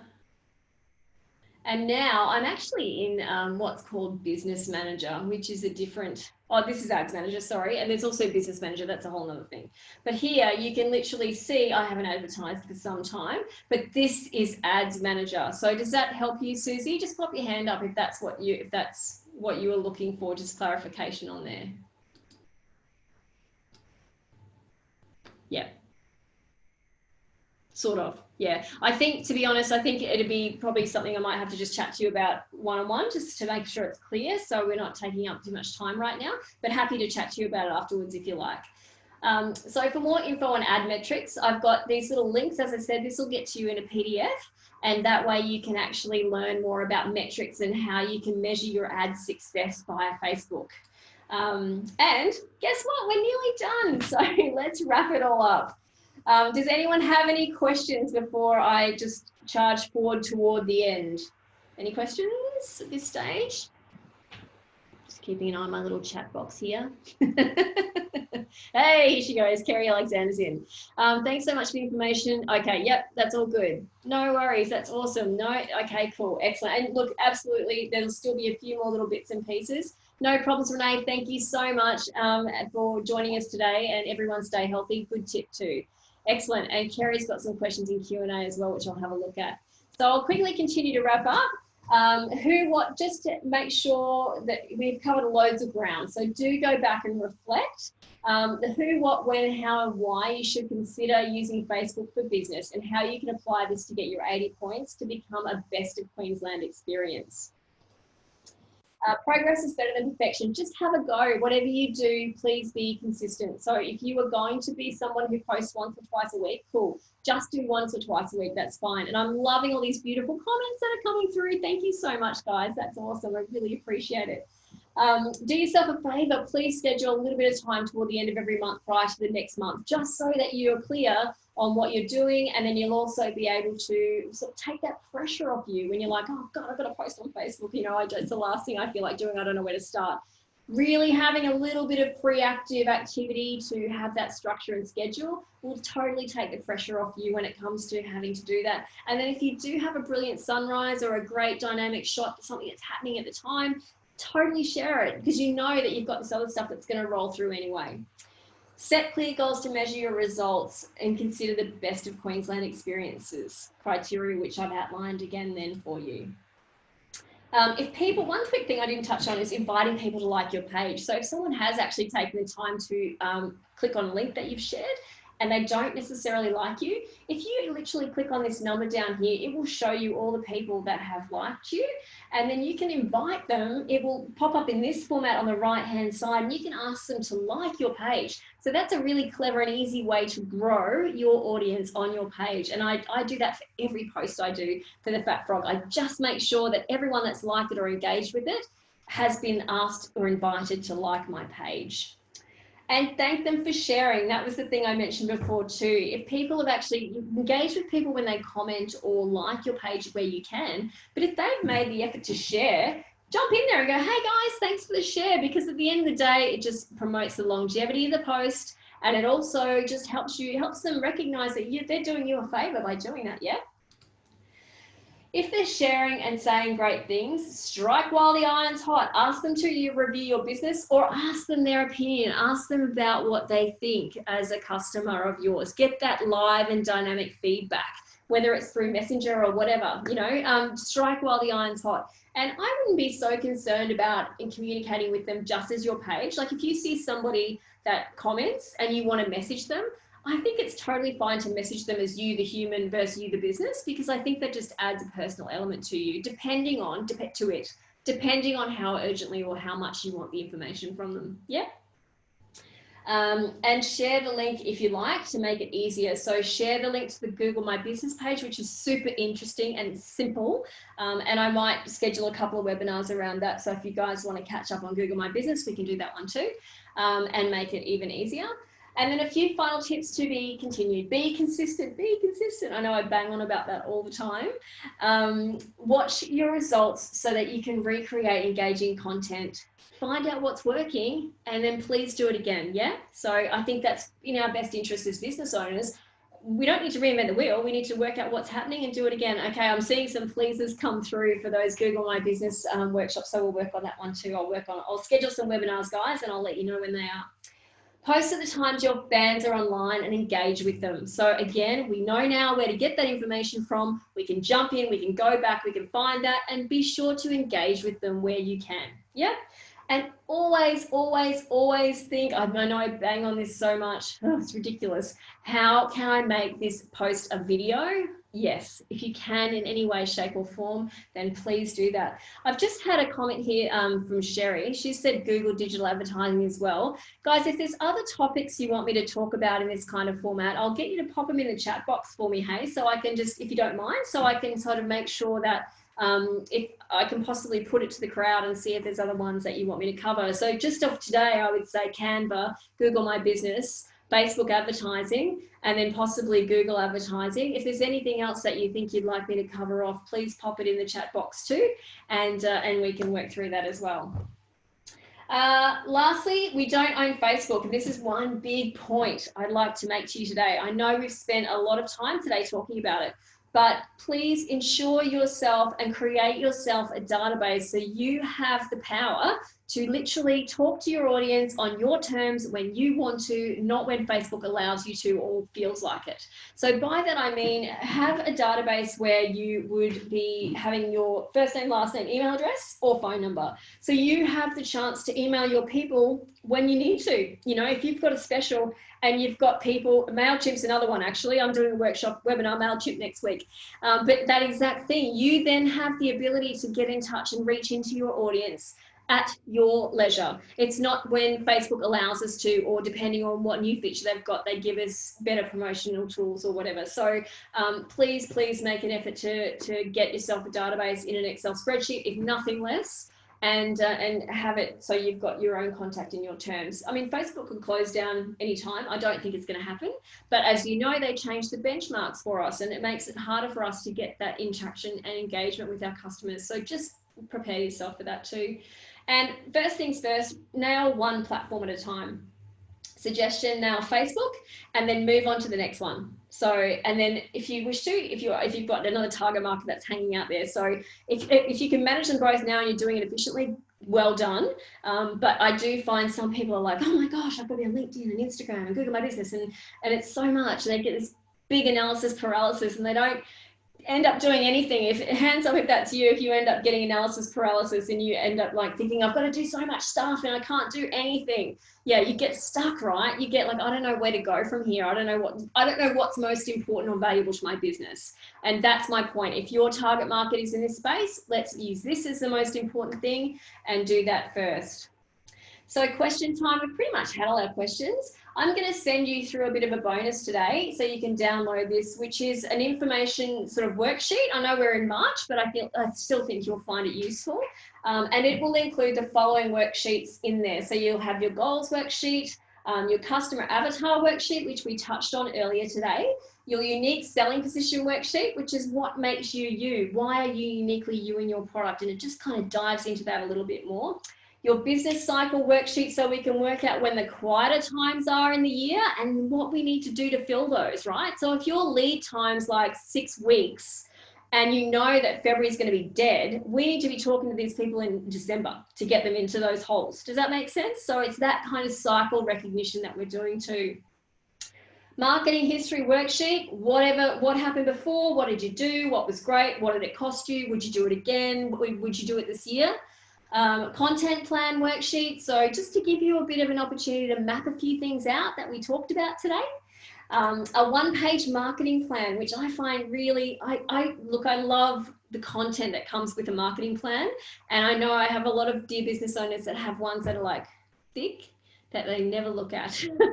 I'm sure there's loads of info in there that's really valuable, but for me and for the business owners that I deal with, I want to cut the crap and just get the gold on the front page. So it's constantly keeping me in tune with what I'm focusing on. And that's where all of this information ties into that one-page marketing plan to keep you on top of what you need to be focusing on. And the last sheet that bolts into this then is with that one-page marketing plan, the next 4 90-day blocks of time.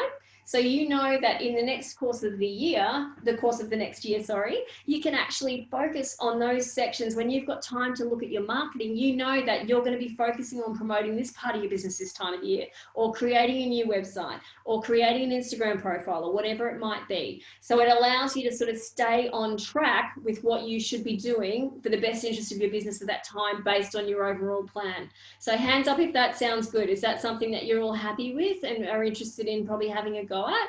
Yeah, clapping. Perfect. I love that. And look, if you would like to down the track, we could even look at doing, that's a whole workshop in itself. If you wanted to go down the track and you wanted to do that as a workshop, we could look at incorporating that somehow too. So if you would like to review what you've learned today and you want to do a one-on-one with me, even though we're not face-to-face, it'd be in this format. So except you'd be able to speak, I could hear you. And I would also be able to see your screen so we could share. So I could show you certain things about your Facebook account or anything else to do with digital media that advertising that you might have questions about. And you can literally jump online. If you have less than 19 employees and ABN, you can jump online. The first hour is $44 and any hour after that is 66, but the government subsidizes the rest. And you can have up to 2 hours a month with your business for that. So think about that too. If you have any other questions about that, you're welcome to just shoot me an email. This is a bit of an older slide and I apologize. I'm just going to click straight past that. And this would be my group pic for Facebook if I could actually see you all, but today I can't see you all. So I'm just going to have to, maybe the next time we'll do a bit of a group pic via Zoom. So that's it. That's a wrap, guys. Did anyone have any final questions? Oh, my only other feedback for content, consider getting a custom from a local photographer. 100% yes. And you know what, Sherry, I couldn't agree more. If you're going to represent your business, 100% definitely invest in a good photographer locally. I couldn't agree with you more to really capture the essence of what you all offer, because that's a very valuable thing. Your website is your most valuable tool. And I think because when people go there, you've got 100% of their attention. So that is where you really need to showcase your business visually as best you can.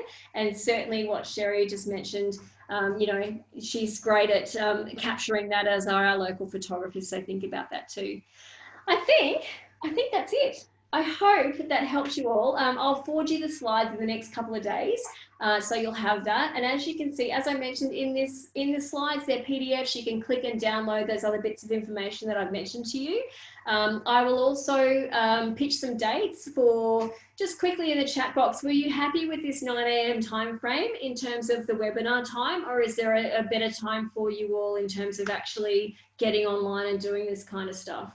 Is 9 o'clock okay for you?